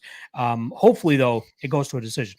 That's all I'm invested in for this matchup myself. All right, let's get to the next matchup here. We got a hot prospect on display in the flyweight division. We got Amir Al-Bazi coming in as a minus 410 favorite, plus 330. The return on Contender Series alum Alessandro Costa, but Alessandro Costa did not receive a contract as he was on that dreaded first week of the Contender Series where they only had Joe Pyfer go out there and get the contract, and Dana apparently fell asleep during the fights or some shit like that. Like even had Lorenzo Fertitta come out for that event, and it turned out to be a big stinker. But Amir Al-Bazi has been lined up to fight a couple guys over the last couple months. This one, he was supposed to fight Brandon Royval this weekend. Royval pulls out. He was supposed to fight Jeff Molina a couple months ago as well. Jeff Molina pulls out. So they have to go into the Rolodex, find which flyweights are able to take the fight, and in steps Alessandro Costa. Now, the line that sticks out to me the most, and I'm kind of surprised it even opened at this, is the total, which is set at 1.5. That is not often that you see the total set at 1.5 in a flyweight fight, unless your name is Daniel Da Silva, who unfortunately couldn't make it to the cage last weekend. But that's the only time you really see the line at that point. But here against Amir Al-Bazi, yes, he's been going out there and starching some guys, right? He finishes Malcolm Gordon, has a great performance there. He goes 3 rounds with Zhalgas Ismagulov, a close fight, but he shows off that his experience is slowly starting to build, and he's becoming a smarter fighter by putting together his full game plan and winning those second and third rounds. Then he can go out there and just start a kid like Francisco Figueiredo, choking him out with 20 seconds or so left in that first round. But Alessandro Costa, not a world beater by any means, but seems to have decent enough skills to hang around in this matchup. His striking leaves a little bit to be desired, but he throws with power. He has some decent technique and some good kicks as well. I think his bread and butter would be his ground game, though, if he's able to get to the mat, utilizes Brazilian jiu-jitsu. He has a decent back take game if he's able to get that position. But I think given all the skills of Amir Al-Bazi, the best skill set that he has is probably his wrestling. He does a damn good job of getting his opponents to the mat, and he can dictate the pace and where the fights go, which is why he won the Zhalgas Ismagulov fight the way that he did. His striking still needs a little bit of seasoning and some, a good amount of work there, but just knowing that he can take the fight where he needs to should give him the confidence to go out there and win this fight pretty much any way that he wants. I'm hoping that he goes the grappling route. I'm hoping that Costa puts up a bit of a fight and drags this fight into the second, maybe even third round. But I went in on that over 1.5. I believe I got around minus 175, minus 180. I can't recall the exact number, but anything better than minus 200 personally, I think is a good spot. I think people are getting tied up with Al-Bazi going out in there and finishing Malcolm Gordon in the first round, finishing Figueiredo in the first round, and thinking Costa is just a short notice guy they're throwing in there for him to get another easy W. But I don't think it's going to be as easy as him going out there and starching this guy in the first round. I think we see it squeak into the second and third round, which is why I'm fine with taking the chalk on the over 1.5 here. And Al-Bazi by decision, plus 225. not too bad either, right? If Costa is of the skill of I believe that he should be able to hang around for 15 minutes and, maybe not make it competitive, but at least make it harder for Al-Bazi in terms of stretching this to the judges' scorecards rather than just going out and losing in the first or second round. So I'm going Al-Bazi by decision plus 225, but the bet that I have is on the over 1.5 around that minus 180 mark. What about yourself? Yeah, I'd have to see the weigh-ins just because, it looks like Costa's a big, strong, physical guy from his Contender Series fight. But also, imagine fighting on the Contender Series. You win a tight, close, debatable split decision. You do not get a contract out of it, and now you get a call to take a fight, a big fight, on very short notice. You would take it against anybody. Of course, this is your dream. This is your opportunity. So is he in good shape? Is he ready for this fight? Or is it simply an offer that I can't pass up? That, to me, would lead. If he doesn't got the gas in the tank, it's going to be a problem for him. Al-Bazi, meanwhile, is just a legitimate flyweight prospect. This is a guy that's running through the ranks. He looked very solid in his Brave CF days. He's looked very solid so far in the UFC. To me, though, Malcolm Gordon's a BJJ black belt, right? He shock rocks and drops him early in the first round, gets the triangle choke, hits a nice, beautiful move to that triangle, and then submits a BJJ black belt in the first round. I get he just got submitted by Makayev, but gave Makayev everything he could handle prior to getting submitted. Then the Figueiredo fight, Figgy Jr., very much the same. Not very good by no means, but is a BJJ black belt. So to be able to go out there, again, much of the same. You submit this guy in the first round. I think that his grappling is very good. The Zalgas fight, getting the takedowns, doesn't quite finish Zalgas, which is understandable. Guy's very difficult to put away. But the ability to go to that grappling, I think, is going to work at a lower level. And he's 3-0 in the UFC. He's submitted 2 BJJ black belts. He's fought at a high level. He can go 15 minutes. His wrestling's on point. Grappling is on point. He's got all those things going for him. And he's taking on a guy, failed to get a contract on the Contender Series, coming in a short notice, could be a tough weight cut, could be a short training camp, definitely a short training camp, but you just don't really know where he's at. And this is a very, very tough task. So the over 1.5, yeah, I can see it for sure, bro. Flyweights, like you mentioned. This guy's built like a little fire hydrant, so it's hard to get a hold of his neck because he doesn't really got much of a neck.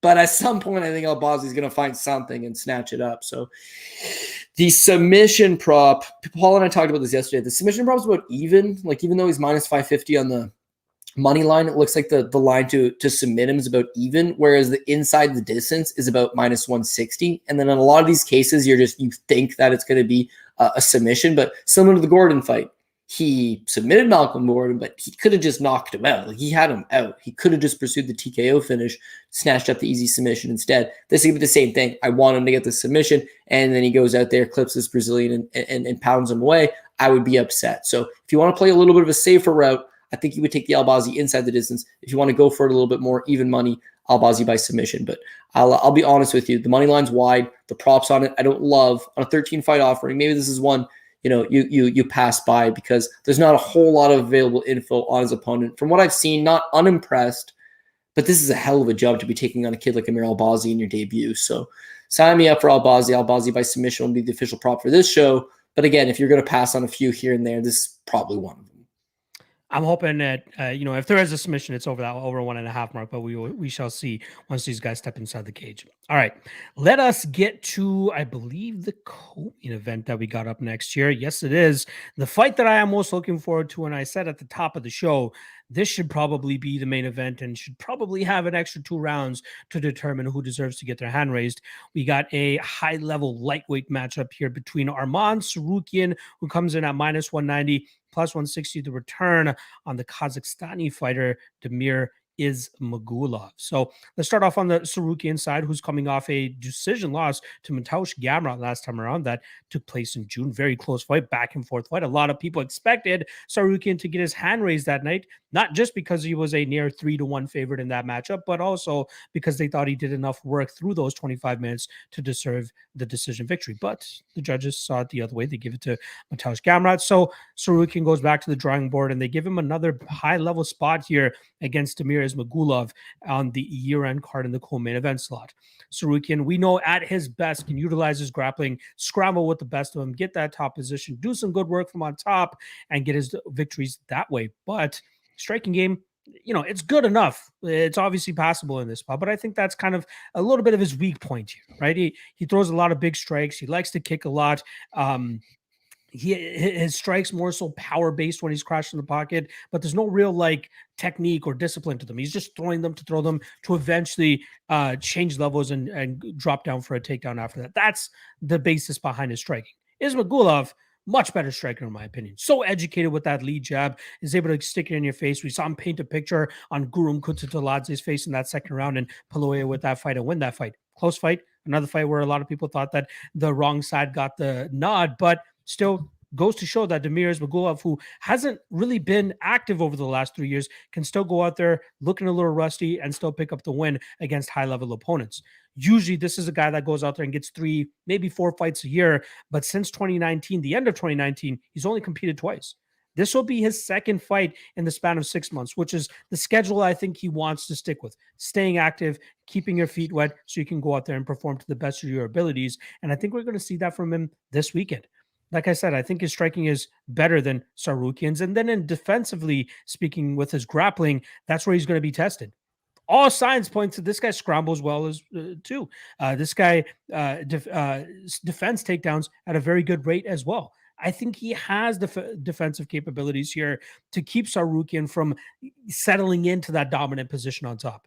We don't ever see Ismagulov really settling for a bad position. He's always working to either reverse position or get back to his feet so he can get back to his handiwork, pun intended.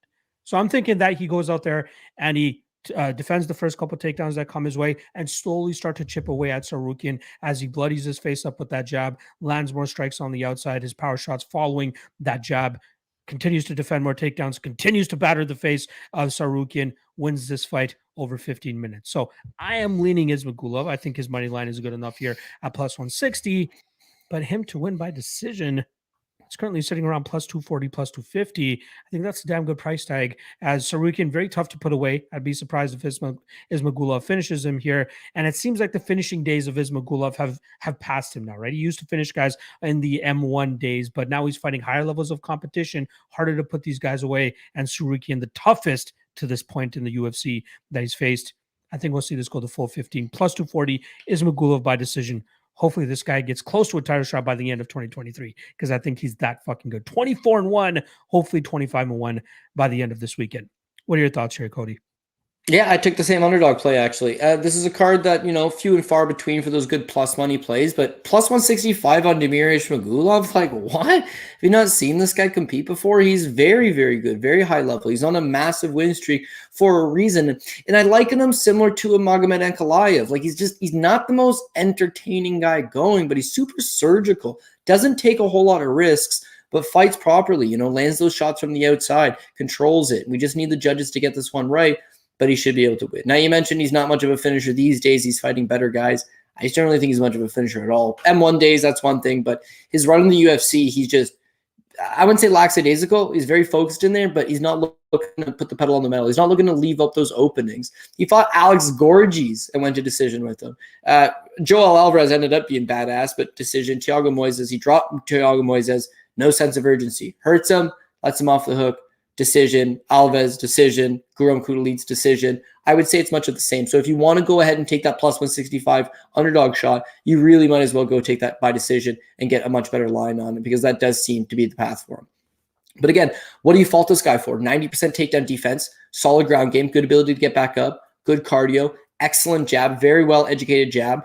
Risk adverse, sure, but defensively sound, avoids a lot of those shots, can counterpunch, not much of an aggressor, but similar to Ankalaev, he just stays right in front of you, just out of reach. So as he stands there, you try to counter him, and he's not there to be hit, and just feed you that jab, feed you that jab. Now, Tsarukyan, this kid's a young lion, fights Islam Makhachev in his debut, goes to the distance with him, lands a takedown on him. It's like, this kid could be a legitimate prospect, and I think he is a legitimate prospect. It's all about well-rounding out your game. And that last fight with Matus Gamrot, he gave up 6 takedowns to Gamrot, who's proven to be good.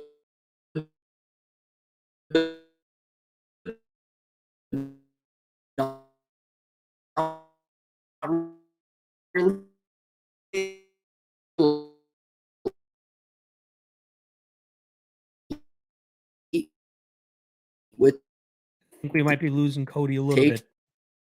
His connection clinging on to his life, similar to Steven Pearson trying to cling on to a UFC spot. Oh, nope. How Let's see if we can get him back in here. It's always right at the end. We're almost at the finish line, and something always has to happen here. Yeah, I think we completely lost him, but curious to hear him finish out his thoughts here on this second last matchup. I love it. Like, he even changed positions in his house to possibly get stronger internet connection, but no bueno. Couldn't make it past the finish line, but he should be back. Oh, there he is. Looking a little grainy, but hopefully his audio is good. sorry, yeah. Test 1 2. Cope. I don't know what part it jumped out. The main thing we agree. There we go.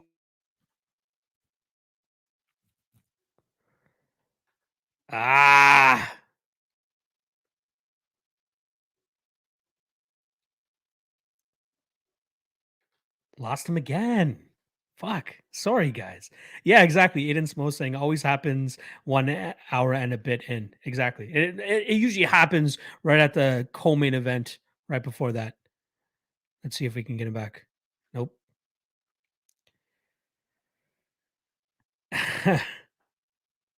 Justin Villegas saying, Cody, turn switch off, back your neck, just reboot.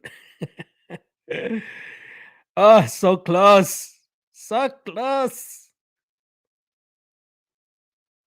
Nope.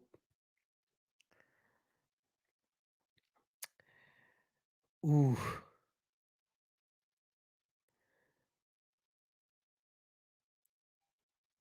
Cody McKee asking, where does Cody live? No high speed internet. I know he's good with internet. I think it's just based on the positioning in his house. He's just got to figure that part of it out. Oh, there he is. There we go. Looking much better now. Oh yeah, I don't know how long it'll last. There's you must be having it too. There's like a fucking ice storm here today. Oh yeah, so. it's fucked up here for sure. Yeah, but anyways, we'll just power through it. I agree with you. I think Ismagulov, this plus money, pretty solid. If you don't want to bet on either side, if you think Tsarukyan's legitimate prospect, which he is, future world champion potentially, if you think Ismagulov tough or doesn't throw enough, or you think he might get screwed on the scorecards, it's chalky. But that fight goes the distance at minus 240. Like that's prop parlay material. I think that's something you could invest in. It's just definitely chalky, but this fight just seems like Ismagulov very much like a Bobby Green. His win conditions by decision, and he's durable enough to also survive any scare. Yeah, exactly. I like that play as well. A little bit chalky, like you said, but both these guys, very talented, very difficult to put away. I could definitely see it going to the judges' scorecards. And I must say, Cody, your camera looking minty fresh right now compared to what it just was a couple seconds ago. So hopefully it can trudge through this main event and 3 best prop bets. Yes. All right, let's get to the main event. But first, quickly, everybody hit that like, hit that subscribe. Mr. D reminded you guys, hit the like button while you still got a second here. Please do show you guys some support. And the best way to go a step further is downloading the All-Star app as well. Link in the description below. All your caught up news, all your notifications, everything is going to be set up for you. Make sure you guys check it out. Show them some love. All right, main event spot coming up here. We got the middleweights on display, and both guys coming off of high stakes matchups last time around where they both came up short. Jared Cannonier losing his title shot that he got against Israel Adesanya back in July. He's coming in as the minus, where is he now? Minus 105, even money underdog, if you want to call it that. And then on the flip side for Sean Strickland, same night that Cannonier lost his title shot, Sean Strickland came up short against now champion Alex Pereira, getting knocked out, I believe, in the co-main event or third last fight that night. But both guys hoping to reassert themselves into that title picture with a win this weekend. Very fun stylistic matchup here, as is most Sean Strickland fights, as he likes to get into the cage and really bang it out with his opponents. Doesn't really care too much for his striking defense. A lot of it relying more so on just him leaning back and just rolling with a lot of the shots. But that was not possible against a guy like Alex Pereira, who had the height and reach advantage in that matchup and the technical striking matchup. He had the advantage in that aspect too, was able to land the straight down the middle, put Sean Strickland on wobbly legs, and obviously followed up and finished him in that matchup. But we've seen Sean Strickland over and over again take big shots from his opponent and not really even get phased by them, right? Uriah Hall, Jack Marshman, say what you want about Jack Marshman, but we know that guy hits very hard, landed some clean shots on Strickland. Strickland very much not bothered by that at all. He's going to have to eat some big shots here from Jared Cannonier if he wants to continue fighting the way that he does, but it's so effective when he's able to stay conscious. He can just march you down, throw volume in your face, stay in your face, really drain you with that cardio and that volume style that he relies on. He has at least a brown belt in BJJ, but you would not know that considering he never really looks to take fights to the ground. He's okay to just stand, bang with you, knowing that he can probably break you the longer that fights go. So I think he's very happy that he's now getting consistent 5-round fights because his style thrives a lot more in this type of capacity. On the flip side for Jared Cannonier, he's had a couple 5-round fights in the past as well. He has some good striking, explosive fighter, obviously big power in his hands, as the majority of his wins over his last couple fights have come from him flatlining his opponents. But he also has a good kicking game, which I'm interested to see him try to impose here against Strickland. You want to take that volume and that pop off of the shots from Strickland, you attack the lead leg. And I think that's a possible path to victory for him here against Strickland. However, I think we're going to see Strickland answer back anytime that Cannonier tries to throw that kick. And if you want to deter anybody from throwing kicks, that's the way to do so. Anytime they even hint at throwing a kick, even if they feint throwing a kick, you throw that 1-2 down the pipe, you're going to land on the nose of your opponent, and that probably starts to demoralize them the more that you land on them. And it'll probably stop making him throw kicks as well.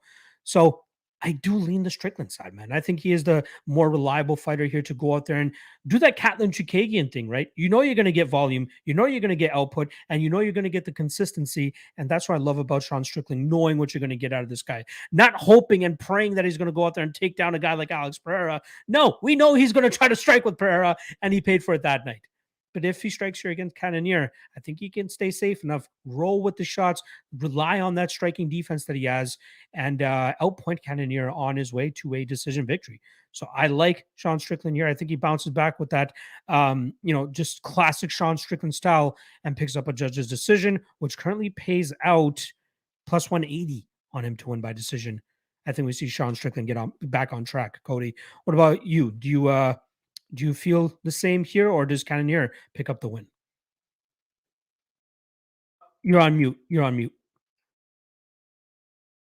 If you had never seen Sean Strickland get flatlined in his last fight by Alex Pereira, we wouldn't even have this conversation, right? It would be like, yeah, baby, Sean Strickland's got the perfect style. Because again, that volume, that ability to just stay active, that's what's going to beat Jared Cannonier. Jared Cannonier is a very talented striker, but he relies on the heavy power. He's not really the biggest volume guy. So when he's getting outstruck in a lot of fights, it's just him falling behind the punch stats. He's not letting his hands go quite as much. Now, of course, if you got a big old chest like that and you're that jacked, you probably can't go a hard 25. You probably can't go and land 150 significant strikes. But with Sean Strickland, same way as he strains, same way as he spars, same way as he fights, it's all just volume, volume, volume. Stand there, talk shit, volume, volume, volume. And I do think it would work in this scenario. There's a lot of talks of Jared Cannonier. He's going to be able to clip him. He's going to have all the same opportunities. And I agree. He's going to have opportunities to clip him. It's MMA. Anything can happen. And Sean Strickland's coming off of a devastating KO loss. So sure, it's in play, but I just don't know that Jared Cannonier is the guy to capitalize on it. Alex Pereira is a freakish guy. And in fact, he catches people. It's what he does. The Izzy fight, the second time in a kickboxing match, he's losing the fight. Then he clips him. Their MMA fight, he's losing the fight. And then he clips him. He catches people. Dude's caught more people than Ash Ketchum, okay? It's what he does. So Sean Strickland getting caught by Alex Pereira, not the end of the world. I think he rebounds here. I think he does it in good fashion, stays in front of him, presses the action, and just keeps chipping away. But of course, he's going to eat some shots. And when you're eating shots from Jared Cannonier, it might not be a good time. So there is that little bit of hesitancy. You are going to be puckered up watching this main event. But plus 200 on the Strickland by decision. He is a decision guy. As much volume as he does land, he is a decision guy. And I think his style is just made for going out there and doubling up the punch stats of Jared Cannonier, get clipped a few times here and there, maybe lose a few rounds here and there, but hopefully get to it. The Jack Hermansson fight, I think, one of the judges scored a few of the rounds. They scored rounds for Hermansson, and it was like Hermansson's landing because Strickland just doesn't care, and the Marshman fight, he just doesn't care. I think against Cannonier, it's not the same as, oh, Hermansson punched me in the face, let's get back out there, because he's a total hillbilly, this guy, right? I think when Jared Cannonier hits you, it makes a difference. When Pereira hits you, it makes a difference. Those are the kind of guys you got to be smart with. So as long as he's smart, I do think the volume will carry the way and hopefully get the job done for him. So Sean Strickland by decision, could not agree more. Anytime somebody says like when I hit somebody, like Jeremy Stevens just comes into my head right away. Like, when I hit people, they don't move. Okay, sure, dog. Sure.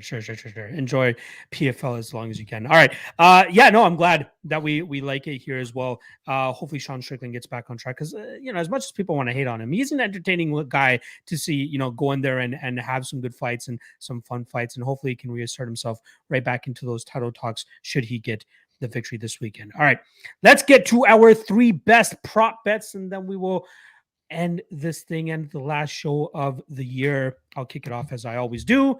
First up, Al-Bazi by decision. I'm really feeling that here at plus 225.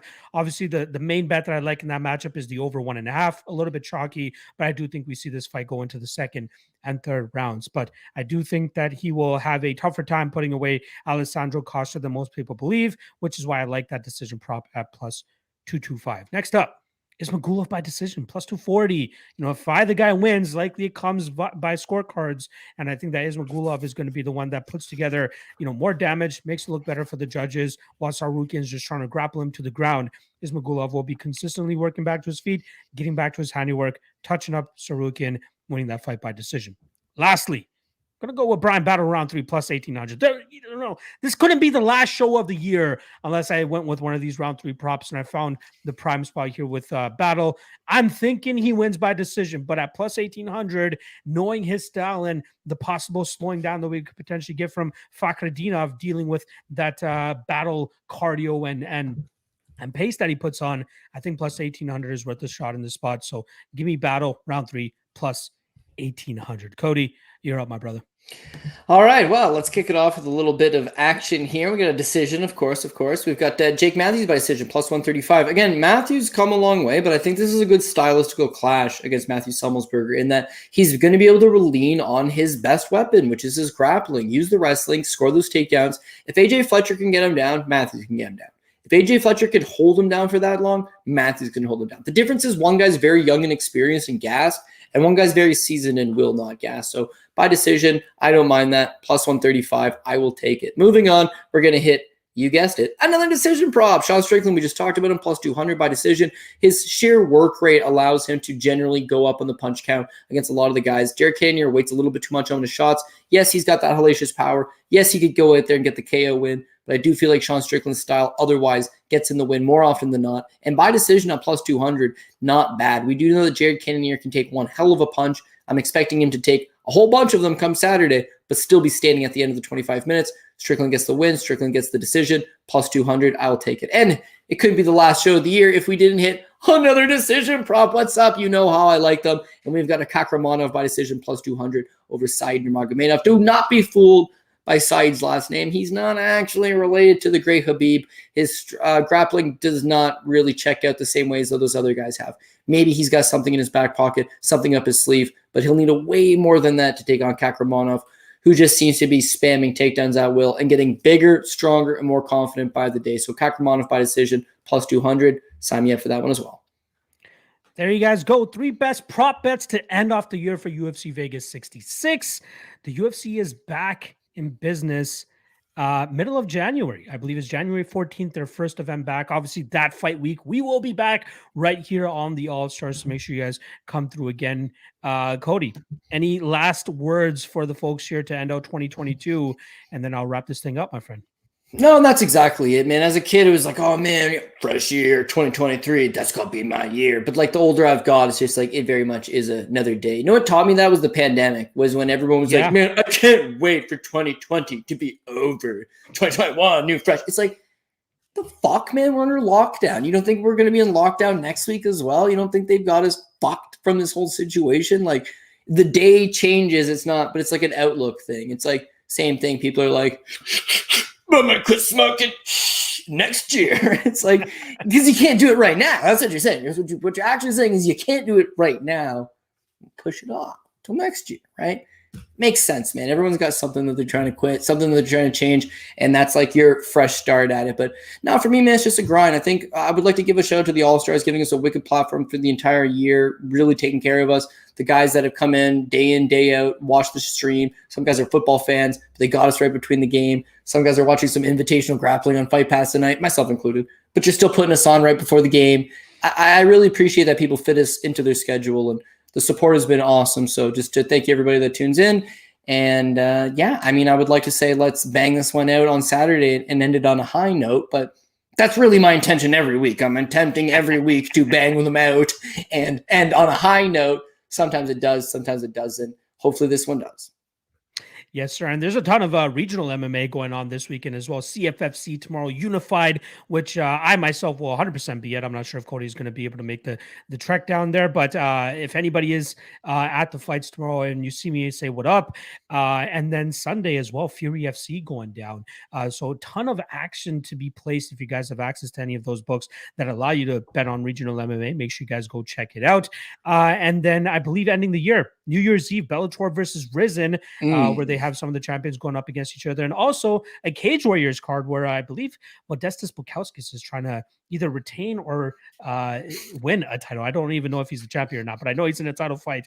So make sure you guys check that out as well. And yes, I want to just echo what Cody said real quick. Shout out to everybody that supports you guys. You know, over the years that we've been doing the show now, Cody, we've been doing the show maybe 2 years, it seems like at this point in time, but also shout out to the All-Star for supporting us and allowing us to do this on a weekly basis, and giving us the platform that they're giving us to spread our knowledge, spread our wisdom in the MMA world, and try to get some extra dollars in your pockets as well too. Appreciate every single one of you guys. Merry Christmas, happy holidays, happy Hanukkah, all that good stuff. Happy New Year's as well. We'll see you guys in 2023. Good luck this weekend and peace out.